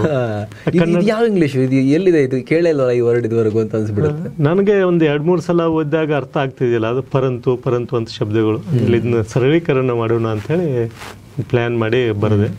ಅದು ಚೆನ್ನಾಗಿ ಕ್ಲಿಕ್ ಆಯಿತು. ಒಂದು ಆ್ಯಕ್ಚುಲಿ ಈಗ 12ನೇ ಪರಿಷ್ಕೃತ ಮುದ್ರಣ ಆಗಿತ್ತು ಅದು PDO ಬುಕ್ಸು. ಗ್ರೇಟ್. ಆಮೇಲೆ ಇದು ಚೆನ್ನಾಗಿ ಅನಿಸ್ತು. ಆಮೇಲೆ ಭಾರತದ ಸಂವಿಧಾನ ಬರೆದೆ. ಆಮೇಲೆ GK ಟ್ರಿಕ್ಸ್ ಅಂತ, ಓಕೆ, ಮಾಂಟೆಸರಿ ಮಸೂರಿ ಅಂತ, ಅಂದ್ರೆ ಚಿಕ್ಕ ಮಕ್ಕಳು ಹಿಡಿದು IAS, ಮಸೂರಿ ಅಂದ್ರೆ IAS ತನೂ ಓದ್ಬೇಕಂತ GK ಟ್ರಿಕ್ಸ್ ಅಂತ. ಅಂದ್ರೆ ಓದಕ್ಕೆ ಬಹಳಷ್ಟು ಅವ್ರಿಗೆ ಏನಾಗುತ್ತೆ, ಮಾಂಟೆಸರಿಯಿಂದ ಲಾಲ್ ಬಹದ್ದೂರ್ ಶಾಸ್ತ್ರಿ ಅಕಾಡೆಮಿ ತನಕ ಅಲ್ಲಿವರೆಗಿತ್ತು ಅಂತ. ಅಂದ್ರೆ ಅದು ಕೆಲವೊಂದು ಓದ್ಬೇಕಾದ್ರೆ ನೆನಪು ಉಳಿಯೋದಿಲ್ಲ. ನಮಗೂ ಅದು ಅನುಭವಿಸಿದ್ವು. KS ಆದ ನಂತರ ಬರ್ದದ್ದು. ಅವಾಗ ಏನು ಅನಿಸ್ತಿತ್ತು, ಈ ಟ್ರಿಕ್ಸ್ ಕೋಡ್ಗಳನ್ನು ಮಾಡೋಣ ಅಂತ. It is first in India. Even ಇಂಗ್ಲಿಷ್ದಲ್ಲೇನೋ ಅದು ಟ್ರಾನ್ಸ್ಲೇಷನ್ ಮಾಡಿದ್ವಿ, ಕನ್ನಡ ಅಂಡ್ ಇಂಗ್ಲಿಷ್ ಎರಡರಲ್ಲಿ. ಇಷ್ಟೆಲ್ಲ ಆಯ್ತು. ಆಮೇಲೆ ಈಗ ಲಾಸ್ಟ್ ಒಂದು 3 ಇಯರ್ಸ್ದಿಂದ ನಾನು ಬಿಟ್ಟಿದ್ದೆ. ಅಂದ್ರೆ ನಾನು ಇಂಟೆಲಿಜೆನ್ಸ್ ವಿಂಗ್ದಲ್ಲಿ ಇದ್ನಲ್ಲ, ಇದರಲ್ಲಿ ವಿಜಿಲೆನ್ಸ್ ವಿಂಗ್ದಲ್ಲಿ ಇದ್ದೆ ನಾನು, GST ಅಲ್ಲಿ. ಅಲ್ಲಿ ಸಿಕ್ಕಾಪಟ್ಟೆ ಕೆಲಸ, ಹಾಗಾಗಿ ಬಿಟ್ಟಿದ್ದೆ. ಈಗ ಒಂದು ಸ್ವಲ್ಪ ಟೈಮ್ ಸಿಕ್ಕಾಗ ಏನಾಯ್ತು ಅಂದರೆ, ಒಂದೇನೋ ಮೋಟಿವೇಶ್ನಲ್ ಆಗಿ ಬರೆಯೋಣ ಅಂಥೇಳಿ ಬಿದ್ದು ಗೆದ್ದವರು ಅಂತನ್ನುವಂಥ ಕಾನ್ಸೆಪ್ಟ್ ಇಟ್ಕೊಂಡು ಮಾಡೋಣ. ಯಾಕಂದರೆ ಭಾಳಷ್ಟು ನನಗೆ ಈ ವಿದ್ಯಾರ್ಥಿ ಸಮೂಹ ಇದೆ, ಅವರೆಲ್ಲ ಸರ್ ನಮಗೆ ಕಾಲ್ಫಾರ್ಮ್ ಆಗವಲ್ತು, ನಾವು ಏನು ಮಾಡೋದು ಸರ್, ನಮ್ಗೆ ಮುಂದಿನ ಜೀವನನೇ ಗೊತ್ತಾಗವಲ್ತು ಅಂದಾಗ ಭಾಳಷ್ಟು ಎಲ್ಲರಿಗೂ ಹೇಳೋಕ್ಕಾಗಂಗಿಲ್ಲ, ಒಂದು ಬುಕ್ ರೂಪನಾಗ ತೊಗೊಂಬರೋಣ ಅಂತೇಳಿ. ಅಂದರೆ ಬರೇ ಕಾಂಪಿಟೇಟಿವ್ ಎಕ್ಸಾಮು, ಗೌರ್ಮೆಂಟ್ ಜಾಬು ಇದೇ ಜೀವನ ಅಲ್ಲ. ನೀವು ಸೋತಾಗ ಪುಟತಿರುವಿ ಅಂತ ಅದಕ್ಕೆ ಸಬ್ ಟೈಟಲ್ ಕೊಟ್ಟಿದ್ದೇನೆ, ಅದಕ್ಕೆ ಬಿದ್ದು ಗೆದ್ದವರು ಅಂತ. ಇನ್ನೇನು ಸೋಲ್ತಾ ಇದ್ದಾಗ ಬೌನ್ಸ್ ಬ್ಯಾಕ್ ಆಗೋ ಸಲುವಾಗಿ ಈ ಪುಸ್ತಕವನ್ನು ತೊಗೊಂಡು ಬಂದಿದ್ದೀನಿ, ಬಿದ್ದು ಗೆದ್ದವರು ಅಂತ. ಸಮಯ ಹೆಂಗೆ ಮಾಡ್ಕೊತೀರಿ ಅಂತ, ಇದು ಟೈಮ್ ಮ್ಯಾನೇಜ್ಮೆಂಟ್ ಹೇಗೆ ಮಾಡ್ತೀರಿ? ಟೈಮ್ ಮ್ಯಾನೇಜ್ಮೆಂಟ್ ಎಲ್ಲರಿಗೂ ಇರೋದು 24 ಗಂಟೆನೇ. ಕೆಲವರಿಗೆ 24 ಗಂಟೆ ಕಳೆದು ಹೋಗಿರೋದೇ ಗೊತ್ತಾಗಲ್ಲ, ಬಟ್ ಏನು ಕೆಲಸನೇ ಆಗಿರಲ್ಲ. ಬಟ್ ನೀವು ಸರ್ಕಾರಿ ಸೇವೆ, ಸಿವಿಲ್ ಸರ್ವೆಂಟಾಗಿ ಕೆಲಸ ಮಾಡ್ತಿದ್ದೀರಾ, ಮತ್ತೊಂದು ಕಡೆ ನಿಮ್ಮ ವೈಯಕ್ತಿಕ ಜೀವನ ಒಂದಿರುತ್ತೆ, ಮತ್ತೊಂದು ಕಡೆ ಈ ಪುಸ್ತಕಗಳು ಬರೆಯೋಕ್ಕೂ ಟೈಮ್ ಕೊಡಬೇಕು. ಇದೇನು ಹುಡುಗಾಟದ ಕೆಲಸ ಅಲ್ಲ ಪುಸ್ತಕ ಬರೆಯೋದು ಅಂತ ಹೇಳಿದ್ರೆ, ಜವಾಬ್ದಾರಿ ಜಾಸ್ತಿ ಇರುತ್ತೆ ಅದರಲ್ಲಿ. ಪುಸ್ತಕ ಬರೆದು ಅದನ್ನು ಲಕ್ಷಾಂತರ ಜನರಿಗೆ ಅದು ತಲುಪೋ ರೀತಿ ಮಾಡೋದು ಅಂತ ಹೇಳಿದ್ರೆ ಹೆಂಗೆ ಟೈಮ್ ಮಾಡ್ಕೊತೀರಿ? ಟೈಮ್ ಮ್ಯಾನೇಜ್ಮೆಂಟ್ ಟ್ರಿಕ್ಸ್ ಏನು ನಿಮ್ಮದು? ಇದು ಟೈಮ್ ಮ್ಯಾನೇಜ್ಮೆಂಟ್ ಟ್ರಿಕ್ಸ್ ಅನ್ನೋಕ್ಕಿಂತನೂ ನಾನು ಏನಾಗ್ತದೆ ಅಂದರೆ, ನಾನು ಯೂಶಲಿ ಮನೆಗೆ ಹೋದ್ನೆ ಅಂದರೆ, ಅಥವಾ ಒಂದು ಈಗ ನಂಗೆ ಟೈಮ್ ಸಿಗ್ತಾ ಇದೆ, ಒಂದು 7 o'clock ಮನೆಗೆ ಹೋದ್ನೆ ಅಂದರೆ, ನಾನು 9 o'clock ಸ್ಟಾರ್ಟ್ ಮಾಡ್ತೀನಿ ಯೂಶಲಿ. ನೈಟ್ ಬುಕ್ ವರ್ಕ್ ನಾನು ಜಾಸ್ತಿ ಮಾಡೋದು. ಆಮೇಲೆ ನಮ್ಮ ವೈಫನು ಅವರು ಡೆಪ್ಟಿ ಕಮಿಷನರ್ ಕಮರ್ಷಿಯಲ್ ಟ್ಯಾಕ್ಸಲ್ಲಿ, ಹೀಗಾಗಿ ಅವರು ಜಾಬ್ ಇರೋದ್ರಿಂದ ಏನಾಗುತ್ತೆ ಅಂದರೆ, ಅವರು ಒಂದು ಸ್ವಲ್ಪ ಬ್ಯುಸಿ ಇರ್ತಾರೆ ಅವ್ರ ವರ್ಕು ಅದು ಇದು ಅಂತ. ಆಮೇಲೆ ಈ ಬುಕ್ಸ್ ಅನ್ನುವಂಥ ವಿಚಾರ ಬರ್ತಂದ್ರೆ ಏನಾಗ್ತದೆ ಅಂದರೆ, ನನಗೆ ಒಂದು ಟಾಸ್ಕ್ ಹಿಡಿದ್ದೆ ಅಂದರೆ, ಬುಕ್ ಟಾಸ್ಕು, ಒಂದು ಮೈಂಡ್ ಯಾವಾಗೂ ಅಲ್ಲಿ ಇರ್ತದೆ. ಒಂದು ಮೈಂಡ್ ನಾರ್ಮಲ್ ಇದರಲ್ಲಿದ್ರೆ, ಒಂದು ಮೈಂಡ್ ಅದನ್ನೇ ಥಿಂಕ್ ಮಾಡ್ತಿರ್ತದೆ, ಏನು ಮಾಡಬೇಕು ಬುಕ್ಕಿಗೆ ಏನು ಅಂತ. ಅಂದರೆ ಡೇ ಟೈಮ್ದಲ್ಲಿ ಟೈಮ್ ಸಿಕ್ಕಾಗ ಏನೋ ಅದ್ರ ಬಗ್ಗೆ ಥಿಂಕ್ ಮಾಡ್ತಿರ್ತೀನಿ. ನೈಟ್ ಹೋಗಿ ಅದ್ರ ಬಗ್ಗೆ ನಾನು ವರ್ಕ್ ಮಾಡೋಕ್ಕೆ ಸ್ಟಾರ್ಟ್ ಮಾಡ್ತೀನಿ. ಯೂಶಲಿ ನಾನೇ ಕನ್ನಡ ಟೈಪ್ ಮಾಡ್ತಾ ಇರೋದ್ರಿಂದ ನನಗೆ ಅಷ್ಟು ಕಷ್ಟ ಆಗಲ್ಲ. ಆದರೆ ಒಂದು ಸ್ವಲ್ಪ ಏನಾಗುತ್ತೆ ಅಂದರೆ, ಟೈಮ್ ತಗೋತದೆ. ಇಂಟ್ರೆಸ್ಟ್ ಇರೋದ್ರಿಂದ ಯಾವುದೂ ಕಷ್ಟ ಆಗೋದಿಲ್ಲ, ಟೈಮನ್ನು ಜಾಸ್ತಿ ತಗೋತದೆ ಬುಕ್ಸ್ ಬರಿಬೇಕಾಗಿತ್ತು. ಇದು ಬುಕ್ಸು ನನಗೆ 6-7 months ತೊಗೊಂಡ್ಬಿಡ್ತು ಇಷ್ಟು ಬುಕ್ಸ್ ಬರಿಬೇಕಂತಂದರೆ. ಇದು ಅಂದರೆ ಟೈಮ್ ಮ್ಯಾನೇಜ್ಮೆಂಟ್ ನಾವು ಇವೆಲ್ಲ ನೆಪ ಅಂತ ಹೇಳ್ತೀವಿ ನಾವು. ಎಷ್ಟು ಗಂಟೆ ನಿದ್ದೆ ಮಾಡ್ತೀರಿ? ನಾನು ಇಲ್ಲ, ಈಗ ನಾನು ಒಂದು 6 hours ನಿದ್ದೆ ಮಾಡ್ತೀನಿ. ಅವಾಗ ಓದೋ ಟೈಮ್ದಲ್ಲಿ ನಾನು ಕಡಿಮೆ ಇತ್ತು, ಒಂದು ಸ್ಲೀಪ್ ಅಲ್ಲಿ ಸ್ವಲ್ಪ ಸ್ಯಾಕ್ರಿಫೈಸ್ ಇದ್ದೇ ಇದೆ ಮುಂಚಿನಿಂದನೂ. ಅಪ್ ಟು ಒಮ್ಮೆ 1 o'clock, ಒಮ್ಮೆ 3 o'clock ತನಕ ಕುಂಡಿರ್ತೀನಿ ಬೆಳಗಿನ ಜಾವ ನೈಟ್. ಅಂದ್ರೆ ಅದು ಎಲ್ಲಿವರೆಗೂ ನನಗೆ ಇರೋದು 24 ಗಂಟೆನೆ, ಅದಕ್ಕೆ ಟೈಮ್ ಕೊಡಬೇಕಾದ್ರೆ ಒಂದ್ ಕಡೆ ತೆಗಿಲೇಬೇಕು. ಹೌದು, ಅದನ್ನ ಮಾಡ್ತೇನೆ ಯೂಶಲಿ ಬುಕ್ ಬರೆಯೋ ಸಂದರ್ಭದಲ್ಲಿ. ಎಕ್ಸಸೈಸ್, ವಾಕಿಂಗ್, ಆ ಥರದ್ದು life style habits? Life style habits ಮೊದಲು ಇತ್ತು ಪೊಲೀಸ್ ಇದ್ದಾಗೆ. ಆಮೇಲೆ ಈಗ ನೀವು ಫಿಟ್ಟೇ ಕಾಣಿಸ್ತೀರಾ? ಫಿಟ್ ಅದೇನೆ. ಈಗ ಅಂದ್ರೆ ಯಾವಾಗ ವಾರದಲ್ಲಿ ಒಂದು 3 days ಮಾತ್ರ ವಾಕಿಂಗ್ ಮಾಡ್ತಾ ಇದ್ದೇನೆ ಈ ಬಿಜಿ ಶೆಡ್ಯೂಲ್ದಲ್ಲಿ. ಕಡೆಯದಾಗಿ ತುಂಬ ಜನ ಸ್ಪರ್ಧಾತ್ಮಕ ಪರೀಕ್ಷೆಗಳನ್ನು ಪಾಸ್ ಆಗಿ ಒಂದು ಸಿವಿಲ್ ಸರ್ವಿಸಿಗೆ ಹೋಗಬೇಕು, ಸರ್ಕಾರಿ ಜಾಬ್ ತಗೋಬೇಕು ಅಂತ ಹೇಳಿ ತುಂಬ ವರ್ಷಗಳ ಪ್ರಯತ್ನ ಪಡ್ತಾರೆ. ಅದರಲ್ಲಿ ಸಕ್ಸಸ್ ಸಿಗೋದು 1%, 2% ಜನಕ್ಕೆ ಮಾತ್ರ. 99%, 97% ಅವರಿಗೆ ಸಕ್ಸಸ್ ಸಿಗೋದೇ ಇಲ್ಲ ಕಡೆಗೂ ಕೂಡ. ವರ್ಷಗಳು ಉರುಳು ಹೋಗಿಬಿಟ್ಟಿರುತ್ತೆ, 5 ವರ್ಷ, ಸಮ್ಟೈಮ್ 10 ವರ್ಷ, ಈ ಥರದ್ದು ನಾವು ನೋಡ್ತಿದ್ದೀವಿ. ಸೊ ಅಂಥವ್ರಿಗೆ ಏನು ಹೇಳೋಕ್ಕೆ ಬಯಸ್ತೀರಾ? ವರ್ಷಗಳು ಉರುಳ್ತಾ ಇದೆ, ನಾನು ಟ್ರೈ ಮಾಡ್ತಾ ಇದ್ದೀನಿ, ಆಗ್ತಾ ಇಲ್ಲ ಅಂತ ಒದ್ದಾಡ್ತಿರೋ ತುಂಬ ಜನ ಇರ್ತಾರಲ್ಲ, ಅವ್ರಿಗೆ ಏನು ಹೇಳೋಕ್ಕೆ ಬಯಸ್ತೀರಾ? ನಿಮ್ಮ ಮೆಸೇಜ್ ಏನು? ಆ್ಯಕ್ಚುಲಿ ಸ್ಪರ್ಧಾತ್ಮಕ ಪರೀಕ್ಷೆ ಅನ್ನೋದು ಒಂದು ದೊಡ್ಡ ಪರೀಕ್ಷೆನೇ, ಜೀವನದ ಪರೀಕ್ಷೆನೇ ಆ್ಯಕ್ಚುಲಿ. ಯಾಕಂದರೆ ಭಾಳಷ್ಟು ಜನ ನಾವು ನೋಡ್ತಿದ್ದೀವಿ. ಎಕ್ಸಾಂಪಲ್ ಧಾರವಾಡ, ಬೆಂಗಳೂರಲ್ಲಿ ಭಾಳಷ್ಟು ನನ್ನ ವಿದ್ಯಾರ್ಥಿಗಳಿದ್ದಾರೆ, ಒಂದು 7-8 ವರ್ಷ. ಕೆಲವೊಮ್ಮೆ ಏನಾಗುತ್ತೆ, ಅಲ್ಲೇ ಅವರು ವೋಟರ್ ಐಡಿಯನ್ನು ಮಾಡಿಸಿರ್ತಾರೆ, ಆ ಲೆಕ್ಕ ಆಗಿರ್ತದೆ. ಅದು ನೋಡಿದರೆ ನಮಗೂ ಏನಪ್ಪ ಇಷ್ಟು ಪಾಪ ಟ್ರೈ ಮಾಡ್ತಾ ಇದ್ದಾರೆ ಅಂದರೆ ಅದು ಸಕ್ಸಸ್ ಅಂದರೆ ಅಷ್ಟೇ ಪೋಸ್ಟ್, ಕಡಿಮೆ ಪೋಸ್ಟ್ ಇರ್ತಾವಲ್ಲ, ಎಲ್ಲರಿಗೂ ಸಕ್ಸಸ್ ಸಿಗೋಕ್ಕೆ ಸಾಧ್ಯ ಇಲ್ಲ. ಯಾರು ಎಲ್ಲವನ್ನೂ ತ್ಯಾಗ ಮಾಡಿ, ಓಕೆ, ಆಮೇಲೆ ಶಕ್ತಿ ಮೀರಿ ಪ್ರಯತ್ನಪಟ್ಟು, ಬರೀ ಪ್ಲ್ಯಾನ್ ಮಾಡೋದಲ್ಲ, ಶಕ್ತಿ ಮೀರಿ ಪ್ರಯತ್ನಪಟ್ಟು ಯಾರು ಓದಿರ್ತಾರೋ ಅವ್ರಿಗೆ ಅಷ್ಟು ಸಕ್ಸಸ್ ಸಿಗ್ತದೆ. ಸಕ್ಸಸ್ ಸಿಗಲ್ದವ್ರಿಗೆ ಈಗ ಸಿಕ್ಕಾಪಟ್ಟೆ ಅಪಾರ್ಚುನಿಟಿ. ಅಂದರೆ ಪ್ಲ್ಯಾನ್ ಬಿ ಮುಂಚೆನೇ ಇಟ್ಕೊಂಡಿರ್ಬೇಕಾ, ಅಥವಾ ಎಷ್ಟು ವರ್ಷ ಟ್ರೈ ಮಾಡಬೇಕು ನಿಮ್ಮ ಪ್ರಕಾರ ಸರ್? ಈಗ 100% ಬೇರೆ ಏನೂ ಯೋಚನೆ ಮಾಡದೆ ಎಷ್ಟು ವರ್ಷ ಟ್ರೈ ಮಾಡಬೇಕು? ಆಮೇಲೆ ಓಕೆ, ನಾನು ಇನ್ನು ಟ್ರೈ ಮಾಡೋದು ಕಂಟಿನ್ಯೂ ಮಾಡ್ತೀನಿ, ಬಟ್ ಪ್ಲ್ಯಾನ್ ಬಿ ಏನೋ ಒಂದು ವರ್ಕ್ ಮಾಡಿಕೊಂಡು ಕರಿಯರ್ ಇನ್ನೊಂದು ಬಿ ಟ್ರ್ಯಾಕ್ ಅದನ್ನು ರನ್ ಮಾಡ್ತೀನಿ. ಆ ಥಾಟ್ ಯಾವಾಗ ಬರಬೇಕು, ಎಷ್ಟನೇ ವರ್ಷದಲ್ಲಿ ಬರಬೇಕು? ಸರ್ ಆ್ಯಕ್ಚುಲಿ ಈ ಕಾಂಪಿಟೇಟಿವ್ ಎಕ್ಸಾಮ್ದಲ್ಲಿ ಪ್ಲ್ಯಾನ್ ಬಿ ಅನ್ನೋದು ಇರಬಾರ್ದು, ಡೇಂಜರ್ ಅದು. ಎಷ್ಟು ವರ್ಷದ ತನಕ ಇರಬಾರ್ದು? ಅಂದರೆ ಈಗ ಅಟ್ಲೀಸ್ಟು ನನಗೆ ಅಂದರೆ ನಾನು ಹಾಕಿದ್ದೆ ಎಫರ್ಟು ಅಂದರೆ ಅದ್ರ ಮೇಲೆ ನಾನು ಹೇಳಬೇಕಾಗಿತ್ತು ಅಂದರೆ 1 year ಕಂಪ್ಲೀಟ್ ಬುದ್ಧನ ಥರ ಓಕೆ ಎಲ್ಲ ಬಿಟ್ಟು ಕುತ್ಕೊಂಡು ಹೋದರೆ 100% ಕ್ಲಿಯರ್ ಆಗುತ್ತದೆ. ನೀವು 5am ಬುಕ್ ಓದಿರ್ಬೋದು ನೀವು. 5am ಅಂದರೆ ಈ ಸಕ್ಸಸ್ ಅಂದರೆ ನೀವು ಏನು ಅನ್ಕೊಂಡಿದ್ದ ಅದು ಆಗ್ತೀರಿ. ಒಂದು 3 years ಪ್ರಯತ್ನ ಪಟ್ರೆ ಅಂತ, ಇಲ್ಲಿ 1 year ಪ್ರಯತ್ನ ಪಟ್ರೆ ಆಗ್ತದ. ಇಲ್ಲಿ ಫೇಲ್ ಆಗಬೇಕಾಗಿತ್ತು ಅಂದರೆ ಪ್ರತಿಯೊಂದು ಫೇಲ್ ಆದ ಹುಡುಗನಿಗೆ ಗೊತ್ತಿರ್ತದ ನಾನೇನು ತಪ್ಪು ಮಾಡಿದ್ದೀನಿ ಅಂತ, ನಾನೇನು ತಪ್ಪು ಮಾಡಿದ್ದೀನಿ ಅನ್ನೋದು ಅವ್ರಿಗೆ ಗೊತ್ತಾಗ ರಿಯಲೈಸೇಷನ್ ಆಗಬೇಕು. ಅದಕ್ಕೆ ನಾನು ಕೇಳಿದೆ, 1 ವರ್ಷ ಓಕೆ, 2 ವರ್ಷ ಓಕೆ, 3 ಓಕೆ, 4 ಓಕೆ, 100% ಟ್ರೈ ಮಾಡೋದು. 4 ವರ್ಷದಲ್ಲಿ ನಾನು 3-4 ಥರದ ಅಪಾರ್ಚುನಿಟಿ ಮಿಸ್ ಮಾಡಿದ್ದೀನಿ ಅಂತ ಹೇಳಿದ್ರೆ ಆವಾಗ ಬಿ ಟ್ರ್ಯಾಕ್ ಬಗ್ಗೆ ಥಿಂಕ್ ಮಾಡಬೇಕಾ, ಇನ್ನೊಂದು ಅಪಾರ್ಚುನಿಟಿ ಬೇರೆ ಏನಾದ್ರು? ಆ್ಯಕ್ಚುಲಿ ಈಗಿನ ಪರಿಸ್ಥಿತಿಯಲ್ಲಿ IAS ಆದರೆ ಥಿಂಕ್ ಮಾಡೋದು ಅವಶ್ಯಕತೆ ಇಲ್ಲ. ಯಾಕಂದರೆ ಅವ್ರು ಪ್ರಿಲಿಮ್ಸ್ 4 ವರ್ಷದಲ್ಲಿ ಪ್ರಿಲಿಮ್ಸ್ ಆಯ್ತಂದರೆ they go for IAS. Okay, KASದಲ್ಲಿ ಈಗ 3 ವರ್ಷಕ್ಕೆ ಒಂದು ರಿಕ್ರೂಟ್ಮೆಂಟ್ ಆಗ್ತದೆ. ಅಟ್ಲೀಸ್ಟ್ ಅದೊಂದು 2 ಅಟೆಂಪ್ಟು. ಬೇರೆ ಎಕ್ಸಾಮ್ಸ್ PSI ಅವು ಇವು ಎವ್ರಿ ಇಯರ್ ಕಾಲ್ ಆಗ್ತಿರ್ತವೆ. ಅಲ್ಲಿ ಏನಾದರೂ ಫೇಲ್ ಆಗ್ತಾ ಇದ್ದೀನಿ ಅಂತ ಅನಿಸ್ತಂದ್ರೆ 4 ವರ್ಷದಲ್ಲಿ ಯಾವುದೂ ಪಾಸ್ ಆಗಿಲ್ಲ ಅಂದರೆ ಅವಾಗ ಪ್ಲ್ಯಾನ್ ಬಿ ಥಿಂಕ್ ಮಾಡೋದು ಒಳ್ಳೆಯದು. ಪ್ಲ್ಯಾನ್ ಬಿ ಆದರೆ ಫಸ್ಟ್ಗೆ ಪ್ಲ್ಯಾನ್ ಬಿ ಇದಿಲ್ಲ ಅಂದರೆ ನಾನು ಇಂಜಿನಿಯರಿಂಗ್ ಮಾಡಿದ್ದೇನೆ, ಇಂಜಿನಿಯರಿಂಗ್ ಜಾಬ್ಗೆ ಹೋಗ್ತೇನೆ ಫಸ್ಟ್ಗೆ ಬೇಡ. ಥಿಂಕ್ ಮಾಡಿದ್ರಂದ್ರೆ ನಾನು ಭಾಳಷ್ಟು ವಿದ್ಯಾರ್ಥಿಗಳನ್ನು ನೋಡಿದ್ದೇನೆ, PSI ಎಕ್ಸಾಮ್ಗೆ ಅಪ್ಲೈ ಮಾಡಿರ್ತಾರೆ. ಇನ್ನೇನು PSI ಎಕ್ಸಾಮ್ 15 ದಿನ ಇರ್ತದೆ, ಯಾವುದೋ ಒಂದು FD ಎಕ್ಸಾಮ್ ಕಾಲ್ ಆಗುತ್ತೆ. FD ಆಗೈತೆ ಬಿಡು, PSI ಬೇಡ, FD ಬೆನ್ನತ್ತದ. FD ಎಕ್ಸಾಮ್ ಒಂದು 15 ದಿವಸ ಇನ್ನು ಇರ್ತದೆ ಎಕ್ಸಾಮು, ಒಂದು ಯಾವುದೋ ಮತ್ತೆ ಕಾಲ್ ಆಗುತ್ತೆ, KS ಆಯಿತು. FD ಮೋಸ್ಟ್ಲಿ ನನಗೆ ಆಗೋದಿಲ್ಲ, KS ಓದನು ಅಂತ ಈ ಥರ ಇರ್ತಾರೆ. ಆ ಥರ ಇರಬಾರ್ದು ಮೈಂಡ್ ಸೆಟ್ಟು. ಒಂದು ಹಿಡ್ದಿವ ಒಂದು ಫಿಕ್ಸ್ ಡೆಡಿಕೇಶನ್ ಕೊಟ್ಟು ಅದನ್ನು ಡೈವರ್ಟ್ ಮಾಡಬಾರ್ದು. ಒಂದು ಏನು ಏಮ್ ಇದೆ ಅದನ್ನು ಡೈವರ್ಟ್ ಮಾಡಬಾರ್ದು ಕಾಂಪಿಟೇಟಿವ್ ಎಕ್ಸಾಮ್ದಲ್ಲಿ. ಯಾಕಂದ್ರೆ ಮೈಂಡ್ ಹಂಗೆ ಸೆಟ್ ಆಗಿಬಿಡ್ತದ, ಇದಿಲ್ಲ ಅಂದ್ರೆ ಮತ್ತೊಂದು ಅಂತ ಹೇಳಿ ಇದೇ ಗುರಿ ಇದೇ ಬೇಕು ಅಂತಾನೆ ಮಾಡಬೇಕು. ಅಂದ್ರೆ ಮಾತ್ರ ಸಕ್ಸಸ್ ಆಗಕ್ಕೆ ಸಾಧ್ಯ ಆಗುತ್ತೆ. ಇದು ಬಹಳ ಇಂಪಾರ್ಟೆಂಟು. ಓಕೆ, ಈಗ ಬಿ ಟ್ರ್ಯಾಕ್ ಅಂತ ಹೇಳಿದ್ರೆ ಏನೇನು ಆಪ್ಷನ್ ಯೋಚನೆ ಮಾಡ್ಬೋದು? ಗೌರ್ಮೆಂಟ್ ಜಾಬ್ ಆಗಿಲ್ಲಪ್ಪ, 4 ವರ್ಷ ಆಯಿತು ಸರ್. ಈಗ ಆ್ಯಕ್ಚುಲಿ ಗೋರ್ಮೆಂಟ್ ಜಾಬ್ ಆಗಿಲ್ಲ ಅಂತಂದರೆ ಅದು ಈ ಬಿದ್ದು ಗೆದ್ದವ್ರ ಬುಕ್ದಲ್ಲಿ ಒಬ್ಬರು ಹೇಳ್ತಾರೆ ಏನಂದರೆ, ನಾನು ಸ್ವರ್ಗದಲ್ಲಿ ಸೇವಕನಾಗೋಕ್ಕಿಂತ ನರಕದಲ್ಲಿ ನಾನೇ ನಾಯಕನಿರಬೇಕು ಅಂತೇಳಿ. ಭಾಳಷ್ಟು ಬಿಸ್ನೆಸ್ ಅಪಾರ್ಚುನಿಟಿನೂ ಅದಾವೆ ಇದರಲ್ಲಿ. ಎಕ್ಸಾಂಪಲ್ಲು ಅನ್ ಅಕಾಡೆಮಿ ರೋಮನ್ ಸೈನಿ ಅಂತದಾರೆ. ಅವರು MBBS 16-17 ವಯಸ್ಸಿನಲ್ಲಿ MBBS ಮುಗಿಸಿ ಆಮೇಲೆ 23 ವಯಸ್ಸಿನಲ್ಲಿ IAS ಆಗಿ ಪ್ರೊಬೇಷನರಿ ಮುಗಿದ ತಕ್ಷಣ ಏನು ಮಾಡ್ತಾರೆ ಅವರು, IAS ಹುದ್ದೆನೇ ದೊಡ್ಡದಲ್ಲ ಅಂತ ಅನಿಸ್ತದೆ ಅವ್ರಿಗೆ. ಅಂದರೆ ಗೌರ್ಮೆಂಟ್ ಜಾಬ್ದಲ್ಲಿ ಹೈಯೆಸ್ಟ್ ಇರೋದೇ IAS ಹುದ್ದೆ. ಅದೇ ಹುದ್ದೆ ದೊಡ್ಡದಲ್ಲ. ಅದೇ ಹುದ್ದೆ ದೊಡ್ಡದಲ್ಲ. ಇದನ್ನು ಬಿಟ್ಟು ಇನ್ನೊಂದು ಜಗತ್ತಿದೆ. ನಾನು ಸಮಾಜಕ್ಕೆ ಸೇವೆ ಮಾಡ್ಬೇಕನ್ನಿಸ್ತಂದ್ರೆ ನಾನು ಜಿಲ್ಲಾಧಿಕಾರಿ ಆದ್ಮೇಲೆ ಒಂದು ಡಿಸ್ಟಿಕ್ಕಿಗೆ ಹೆಲ್ಪ್ ಮಾಡ್ಬೋದು. ಅದನ್ನು ಬಿಟ್ಟು ನಾನು ಅನ್ ಅಕಾಡೆಮಿ ಮಾಡೋಣ ಅಂಥೇಳಿ ಕಾನ್ಸೆಪ್ಟ್ ಇಟ್ಕೊಂಡು ಅನ್ ಅಕಾಡೆಮಿ ಸ್ಟಾರ್ಟ್ ಮಾಡ್ತಾರೆ. ನಾನು ಅದರೊಳಗಿನ ಸುಮಾರು ಟಾಪಿಕ್ಸ್ಗಳನ್ನು ವಿಡಿಯೋ ನೋಡಿ ಯೂಟ್ಯೂಬ್ದಲ್ಲಿ ವಿಡಿಯೋಸ್ ನೋಡಿದ್ದೆ. ಅಂದರೆ ನಾನು ಎಲ್ಲಿ ಕೋಚಿಂಗ್ ತೊಗೊಂಡಿದ್ದಿಲ್ಲ, ಅದನ್ನು ನಾನು ಫಾಲೋ ಮಾಡಿದ್ದೆ. ಅವರು ಅನ್ ಅಕಾಡೆಮಿಯನ್ನು ಮಾಡಿದ್ನಿ ಅಂದರೆ ನಾನು ಇಡೀ ದೇಶಕ್ಕೇ ಎಜುಕೇಷನ್ ಕೊಡ್ಬೋದು. ಇದರಲ್ಲಿ ಭಾಳಷ್ಟು ವೀಕ್ ಇದೆ ಅಂಥೇಳಿ ಮನಗೊಂಡು IAS ಎಕ್ಸಾಮನ್ನು ಪಾಸಾಗಿ IAS ಹುದ್ದೆ ರಿಜೈನ್ ಮಾಡಿ ಒಂದು ಅನ್ ಅಕಾಡೆಮಿ ಅನ್ನುವಂಥ ಸಂಸ್ಥೆಯನ್ನು ಸ್ಥಾಪನೆ ಮಾಡ್ತಾರೆ.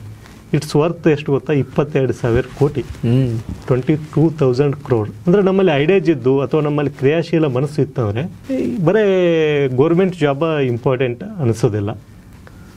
ಅಂಥವ್ರು ತೊಗೋಬೋದು. ಅಥವಾ ರೆಡ್ ಬಸ್ ಸ್ಥಾಪನೆ ಮಾಡಿ ರೋಮನ್ ಸೈನಿಯವರು ಅಂತ ಬಂದಾಗ ಅವ್ರದ್ದು ಗ್ರಾಫಿ ಅಂತ ಪ್ಲಾಟ್ಫಾರ್ಮ್ ಇದೆ, ಅದರಲ್ಲಿ ಕೋರ್ಸಸ್ ಮಾಡ್ಬೋದು. ನಾವು ಜರ್ನಲಿಸಮ್ ಕೋರ್ಸ್ ಮಾಡಿದ್ವಿ. ಅದರ ಲಾಂಚ್ ದಿನ ರೋಮನ್ ಸೈನಿಯವರು ವಾಟ್ಸಪ್ ಮಾಡಿರೋದು. Nice sir. ಕೋರ್ಸ್ ಲಾಂಚ್ ದಿನ ಅಂದರೆ ಅವರಿಗೆ ಹೋಗಿರುತ್ತಲ್ಲ, ಡೇಟಾ ಹೋಗಿರುತ್ತಲ್ಲ, ಇಂಥವ್ರು ಇಂಥ ಕೋರ್ಸ್ ಲಾಂಚ್ ಮಾಡ್ತಿದ್ದಾರೆ ಅಂಥೇಳಿ ಅವರು ಒಂದು ಮೆಸೇಜ್ ಹಾಕಿ ಆಮೇಲೆ ಒಂದು ವಾಯ್ಸ್ ನೋಟ್ ಕಳಿಸಿದರು. ಇದು ಲಾಂಚು, ಹೊಸ ಆರಂಭ, ಚೆನ್ನಾಗಿ ಮಾಡಿ ಅಂಥೇಳಿ. ನೋಡಿ ಸರ್, ಅಲ್ಲ ಯಾಕಂದರೆ ಅಂಥವ್ರು ಕಳಿಸಿದಾರೆ ಅಂದರೆ ನಾನು ಅವ್ರನ್ನ ಆ್ಯಕ್ಚುಲಿ ನಾನು ಹತ್ತಿರದಿಂದ ನೋಡಿದ್ದೇನೆ, 1-2 ಸಲ ಭೇಟಿಯಾಗಿ. ಅವರು 100 ರೂಪೀಸ್ ಟಿ ಶರ್ಟ್ ಹಾಕಿರ್ತಾರೆ ಯಾವಾಗ. ನನಗೆ ಇದು ನಿಜಾನ ಇವರೇ ಮಾಡಿದ್ರ ಅಂತ, ಬಟ್ ಬೇರೆ ಯಾರು ಮಾಡೋಕ್ಕೆ ಸಾಧ್ಯ? ಯಾಕಂದರೆ ಕೋರ್ಸ್ ಲಾಂಚ್ ಆಗ್ತಿರೋದು ಇನ್ಯಾರಿಗೆ ಗೊತ್ತಿರುತ್ತೆ. ಅವ್ರದೇ ವಾಯ್ಸ್ ನೋಡಿ. ಇಲ್ಲ, ಅವರೇ ಮಾಡಿರ್ತಾರೆ. ಅಲ್ಲ, ನಂಗೆ ಅದು ಆಶ್ಚರ್ಯ ಅಂತ. ಇಷ್ಟು ದೊಡ್ಡದು ಸ್ಟಾರ್ಟಪ್ನ ಫೌಂಡರ್, ಸಾವಿರಾರು ಕೋಟಿ ಬಾಳುವ ಒಬ್ಬ ಫೌಂಡರ್, ಈ ಥರದ್ದು 100 ಕೋರ್ಸ್ ಲಾಂಚ್ ಆಗ್ತಿರುತ್ತೆ. ಅವ್ರು ಅದಕ್ಕೆ ಈ ಥರ ವಾಟ್ಸಪ್ಪಲ್ಲಿ ಬರುತ್ತೆ ಅಂತ ಹೇಳಿದ್ರೆ ಇಟ್ ಇಸ್ ಸಮಥಿಂಗ್ ಸ್ಪೆಷಲ್ ಅಲ್ವಾ? ಹೌದು. ನನಗೆ ಅಲ್ಲಿ ಅನ್ ಅಕಾಡೆಮಿಯಲ್ಲಿ ಒಬ್ಬರು ಮ್ಯಾನೇಜರ್, ಅಂದ್ರೆ ಕರ್ನಾಟಕದ ಚೀಫ್ ಪರಿಚಯ, ಇಲ್ಲೇ ಇಂದಿರಾನಗರದಲ್ಲಿ ಆಫೀಸ್ ಅವ್ರದ್ದು. ಅವರು ಅಲ್ಲಿ ಹೋದಾಗ ಅವ್ರು ಹೇಳ್ತಾ ಇದ್ರು, ಅಂದ್ರೆ ಇವರು ಎಲ್ಲ ಕಂಡಿದ್ದೆ, ಅಂದರೆ ನಾನು ಅನ್ ಅಕಾಡೆಮಿಗೆ ಪಾಠ ಮಾಡಕ್ಕೆ ಬರ್ರಿ ಅಂತ ಹೇಳಿದರು. ನನಗಿಲ್ಲ, ನಮಗೆ ರೆಸ್ಟ್ರಿಕ್ಷನ್ ಇದ್ದಿರ್ತವೆ, ಆಗೋದಿಲ್ಲ ಅಂತಂದಾಗ ಇವ್ರ ಬಗ್ಗೆ ಹೇಳ್ತಾ ಇದ್ರು, ರೋಮನ್ ಸೈನಿ ಅವ್ರ ಬಗ್ಗೆ. ಬೆಳಗ್ಗೆ 8 ಗಂಟೆಗೆ ಆಫೀಸಿಗೆ ಬರ್ತಾರಂತ, ನೈಟ್ 2 o'clockಗೆ 2 o'clock ತನಕ ಆಫೀಸ್ದಲ್ಲಿ ಇರ್ತಾರಂತ, ನೈಟ್ 2 o'clock. ಅಷ್ಟೇ ಡೆಡಿಕೇಶನು ಮಾಡೋರಿಗೆ ಗೌರ್ಮೆಂಟ್ ಜಾಬ್ ಏನು ಬಿಡು, ನಾನು ಇದಕ್ಕಿಂತ ದೊಡ್ಡ ಸಾಧನೆ ಮಾಡ್ತಾನೆ ಅನ್ನುವಂಥ ವಿಚಾರ ಬಂದೇ ಬರುತ್ತೆ. ಆಮೇಲೆ ಇದು ಇವ್ರು ತೊಗೋಬೋದು ನಾವು, ರೆಡ್ ಬಸ್ ಓನರು ಪನೀಂದ್ರ ಅಂತ. ಅವ್ರಿಗೆ ಈ ಬೆಂಗಳೂರಲ್ಲಿ ಮಹೇಂದ್ರ ಟೆಕ್ದಲ್ಲಿ ಕೆಲಸ ಮಾಡ್ತಾರೆ. ಒಂದ್ಸಲ ದೀಪಾವಳಿಗೆ ಹೈದರಾಬಾದ್ಗೆ ಹೋಗ್ಬೇಕಾಗಿರ್ತದೆ ಅವ್ರಿಗೆ. ಬಸ್ ಸ್ಟ್ಯಾಂಡಿಗೆ ಬರ್ತಾರೆ, ಬಸ್ಸೇ ಸಿಗಲ್ಲ, ಯಾವ ಕೆಂಬಸ್ಸು ಸಿಗಲ್ಲ, ಯಾವ್ದು ಸಿಗೋದಿಲ್ಲ, ಬಸ್ ಮಾಡ್ತಾರೆ, ಯಾವ ಕೆಂಬಸ್ಸು ಸಿಗೋದಿಲ್ಲ. ಆಮೇಲೆ ಅವ್ರಿಗೆ ಅನಿಸ್ತದೆ, ಏನಿದು ಇಲ್ಲಿ ಬಂದು ಟಿಕೆಟ್ ಬುಕ್ ಮಾಡಬೇಕಾದ್ರೆ ಬಸ್ ಇಲ್ಲ, ಇದ್ರ ಮೇಲೇ ನಾನೊಂದು ಆ್ಯಪ್ ಮಾಡೋಣ ಡೆವಲಪ್ ಅಂತೇಳಿ ರೆಡ್ ಬಸ್ ಮಾಡ್ತಾರೆ. ಎಲ್ಲ ಬೀದಿ ಅಡ್ಡಾಡಿ ಭೇಟಿಯಾಗಿ ಯಾವ ಟ್ರಾವೆಲರ್ಸ್ ಬರ್ತಾರಲ್ಲ ಸ್ಟಾರ್ಟಿಂಗು, ಇದ್ದ ದುಡ್ಡೆಲ್ಲ ಹಾಕ್ತಾರೆ ಜಾಬ್ ಒಳಗಿಂದ. ಅದು ಕ್ಲಿಕ್ ಆಯಿತು. ಅಂದರೆ ಮಾಡ್ಬೇಕನ್ನೋರ್ಗೆ ಏನು ಸರ್, ಸಿಕ್ಕಾಪಟ್ಟೆ ಅಪಾರ್ಚುನಿಟೀಸ್ ಇದಾವೆ. ಬರೀ ಗೌರ್ಮೆಂಟ್ಗಿಂತ ಪ್ರೈವೇಟಲ್ಲಿ ಇನ್ನೂ ದೊಡ್ಡ ಅಪಾರ್ಚುನಿಟಿ. ನೀವು ಅಗೇನ್ ಅದೇ ಶ್ರಮ ಇಲ್ಲೂ ಮತ್ತೆ ಹಾಕಬೇಕು ಅಷ್ಟೇ. ಆಮೇಲೆ ಇನ್ನೊಂದು, ಈ ಕಾಂಪಿಟೇಟಿವ್ ಎಕ್ಸಾಮ್ ಪ್ರಿಪ್ರೇಷನ್ ಮಾಡೋರಿಗೆ ನಾನೊಂದು ಆ್ಯಕ್ಚುಲಿ ಸಜೆಷನ್ ಅನ್ನೋಕ್ಕಿಂತನೂ ಆ್ಯಸ್ ಎ ಫ್ರೆಂಡ್ ಆಗಿ ಹೇಳೋದೇನೆಂದರೆ, ಸೆಂಟ್ರಲ್ ಗೌರ್ಮೆಂಟ್ದಲ್ಲಿ ಭಾಳಷ್ಟು ಕಾಲ್ ಫಾರ್ಮ್ ಆಗ್ತಾ ಇದ್ದಾವೆ. ಆದರೆ ನಮ್ಮ ಹುಡುಗರು ಏನು ಮಾಡ್ತಾರೆ, ಸ್ಟೇಟ್ ಗೌರ್ಮೆಂಟ್ದಲ್ಲಿ ಬರೀ ಪೊಲೀಸನೇ ಆಗಬೇಕು, ನಾವು PSIನೇ ಆಗಬೇಕು, ಈ ಮೈಂಡ್ ಸೆಟ್ದಿಂದ ಹೊರಗಡೆ ಬರಬೇಕು. ಏನು ಜಾಬ್ಸ್ ಅಪರ್ಚುನಿಟಿ ಸಿಗುತ್ತೆ ಸರ್? ಸೆಂಟ್ರಲ್ ಓಪನಿಂಗ್ಸ್ ಇರುತ್ತೆ, ಅಪರ್ಚುನಿಟೀಸ್ ಸರ್ ಸೆಂಟ್ರಲ್ದಲ್ಲಿ ರೇಲ್ವೇಸ್ದಲ್ಲಿ ಇದ್ದಾವೆ. ಆ್ಯಕ್ಚುಲಿ ಈಗ ಮೊನ್ನೆ ರೇಲ್ವೇಸ್ದಲ್ಲಿ ಕಾಲ್ ಆಗಿದೆ. ಓಕೆ, ಪೋಸ್ಟಲ್ ಡಿಪಾರ್ಟ್ಮೆಂಟ್ ಇದೆ ಸೆಂಟ್ರಲ್ದಲ್ಲಿ. ಆಮೇಲೆ SSCದಿಂದ ಭಾಳಷ್ಟು ಅಪಾರ್ಚುನಿಟಿ ಇದೆ, ಇನ್ಕಮ್ ಟ್ಯಾಕ್ಸು. ಓಕೆ, ಆಮೇಲೆ ಸೆಂಟ್ರಲ್ ಗೌರ್ಮೆಂಟ್ದಲ್ಲಿ SSC ಈಗ ಸುಮಾರು ಎಷ್ಟಂದರೆ ಒಂದು ವರ್ಷಕ್ಕಿಲ್ಲಂದ್ರೆ ಒಂದು 50,000 ಪೋಸ್ಟ್ ಫಿಲಪ್ ಮಾಡ್ತಾರೆ ಅವ್ರು, 50,000. ಓಕೆ. ಆದರೆ ಅಲ್ಲಿ ನಾವು ಫೋಕಸ್ ಮಾಡೋದಿಲ್ಲ. ಬ್ಯಾಂಕಿಂಗ್ ಎಕ್ಸಾಮ್ಸ್ ಅದಾವೆ, ನಾವೇನು ಮಾಡ್ತೀವಿ, ಇದು ಅವೇರ್ನೆಸ್ ಬರಬೇಕು ಮಕ್ಕಳಲ್ಲಿ. ಇಲ್ಲ ನಾನು ಅದನ್ನ ಹಾಕೋಣ, ಅದು ಒಂದು ಜಾಬ್ ಅಲ್ಲ, ಸೆಂಟ್ರಲ್ ಗೌರ್ಮೆಂಟ್ಗೆ ಹೋದ್ರೂ ಅದು ಮಾಡೋದಿಲ್ಲ. ಎಕ್ಸಾಂಪಲ್ ಕೆಲವೊಂದು ಬೇರೆ ಸ್ಟೇಟ್ದಲ್ಲೂ ನಾವು ಎಕ್ಸಾಮ್ ತೊಗೊಳಕ್ಕೆ ಅವಕಾಶ ಇದಾವೆ. ಕರ್ನಾಟಕದವ್ರು ಇದ್ರೂ ಎಕ್ಸಾಂಪಲ್ ಮಹಾರಾಷ್ಟ್ರ, ನಮ್ಮ ಕರ್ನಾಟಕ ಪಕ್ಕ ಮಹಾರಾಷ್ಟ್ರದಲ್ಲಿನೂ ಜಾಬ್ ಆಪರ್ಚುನಿಟೀಸ್ ಇರ್ತವೆ. ಒನ್ಲಿ ಏನಂದರೆ ಅಲ್ಲಿ ಮರಾಠಿ ಲ್ಯಾಂಗ್ವೇಜ್ ಒಂದು ಪಾಸ್ ಆಗಬೇಕು. ಅದು ನಟಿಂಗ್ ಬಟ್ ಹಿಂದಿ ಇದ್ದಿರ್ತದೆ, ಟಿಕ್ ಮಾಡೋದಿರ್ತದೆ. 100 ಕ್ವಶನ್ಸ್ಗೆ ಒಂದು 35 ಮಾಡಿದ್ರೆ ಕ್ಲಿಯರ್ ಆಗ್ತದೆ. ಇಂಥವೆಲ್ಲ ಬೇರೆ ಅವಕಾಶಗಳ ಬಗ್ಗೆನೂ ವಿಚಾರ ಮಾಡಬೇಕಾಗುತ್ತೆ. Ashok Mirji sir, thank you so much. ಇಷ್ಟೊತ್ತು ನಮ್ಮ ಪಾಡ್ಕಾಸ್ಟ್ನಲ್ಲಿ ಪಾಲ್ಗೊಂಡು ಸಾಕಷ್ಟು ಮಾಹಿತಿ ಕೊಟ್ಟಿದ್ದೀರಿ, ತುಂಬ ಧನ್ಯವಾದ. ಥ್ಯಾಂಕ್ ಯು ಸರ್ ತಮಗೆ. ಆಮೇಲೆ ಅದೇ ರೀತಿ ತಮ್ಮ ಒಂದು ತಂಡಕ್ಕೆ ಭಾಳ ಚೆನ್ನಾಗಿ ತಾವು ಡಿಬೇಟ್ ಮಾಡ್ತಾರೆ, ಅದೇ ರೀತಿ ಭಾಳಷ್ಟು ಇನ್ಫಾರ್ಮೇಷನ್ಸನ್ನು ಕೊಡ್ತೀರಿ. ಅದರ ಕಾಂಪಿಟೇಟಿವ್ ಎಕ್ಸಾಮ್ ಬರೆಯುವಂಥ ಹುಡುಗರಿಗೆ ಭಾಳಷ್ಟು ಅನುಕೂಲ ಆಗ್ತಾಯಿದೆ. ನಾವು ನೋಡ್ತಿರ್ತೀವಿ ಟೈಮ್ ಸಿಕ್ಕಾಗೆಲ್ಲ.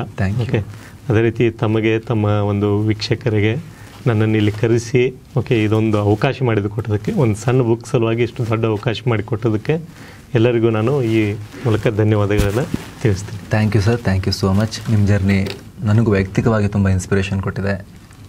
ಐ ಹೋಪ್ ನಮ್ಮ ವೀಕ್ಷಕರಿಗೂ ಕೂಡ ತುಂಬ ಇನ್ಸ್ಪಿರೇಷನ್ ಕೊಟ್ಟಿರುತ್ತೆ, ಹೋಪ್ ಕೊಟ್ಟಿರುತ್ತೆ. ಇನ್ನಷ್ಟು ನಿಮ್ಮ ಈ ಸಾಧನೆಯ ಹಾದಿಯಲ್ಲಿ ನೀವು ಇನ್ನಷ್ಟು ಮುಂದಕ್ಕೆ ಹೋಗಿ ಎತ್ತರಕ್ಕೆ ಬೆಳೀರಿ ಅಂತ ನಾವು ಆಶಿಸ್ತೀವಿ. Thank you sir, thank you so much. Thank you sir. ಮಸ್ತಮಗ.comಗೂ ಒಳ್ಳೆಯದಾಗಲಿ, ಅದು ದೊಡ್ಡ ಲೆವೆಲ್ ಬೆಳೀಲಿ ಅನ್ನುವಂಥ ಆಸೆ ನಂದಷ್ಟೇ ಅಲ್ಲ, ಭಾಳಷ್ಟು ಜನರ ಆಸೆ ಇದೆ. ಒಳ್ಳೆಯ ಕಂಟೆಂಟ್ ಕೊಡ್ತಾ ಇರುವಾಗ ಒಳ್ಳೆ ರೀತಿಯಾಗಿ ಬೆಳೀಲಿ ಅಂತ ಹೇಳಿ ಥ್ಯಾಂಕ್ ಯು ಸರ್. ತಮಗೂ ಒಂದು ಒಳ್ಳೆಯದಾಗಲಿ ಸರ್. Thank you sir.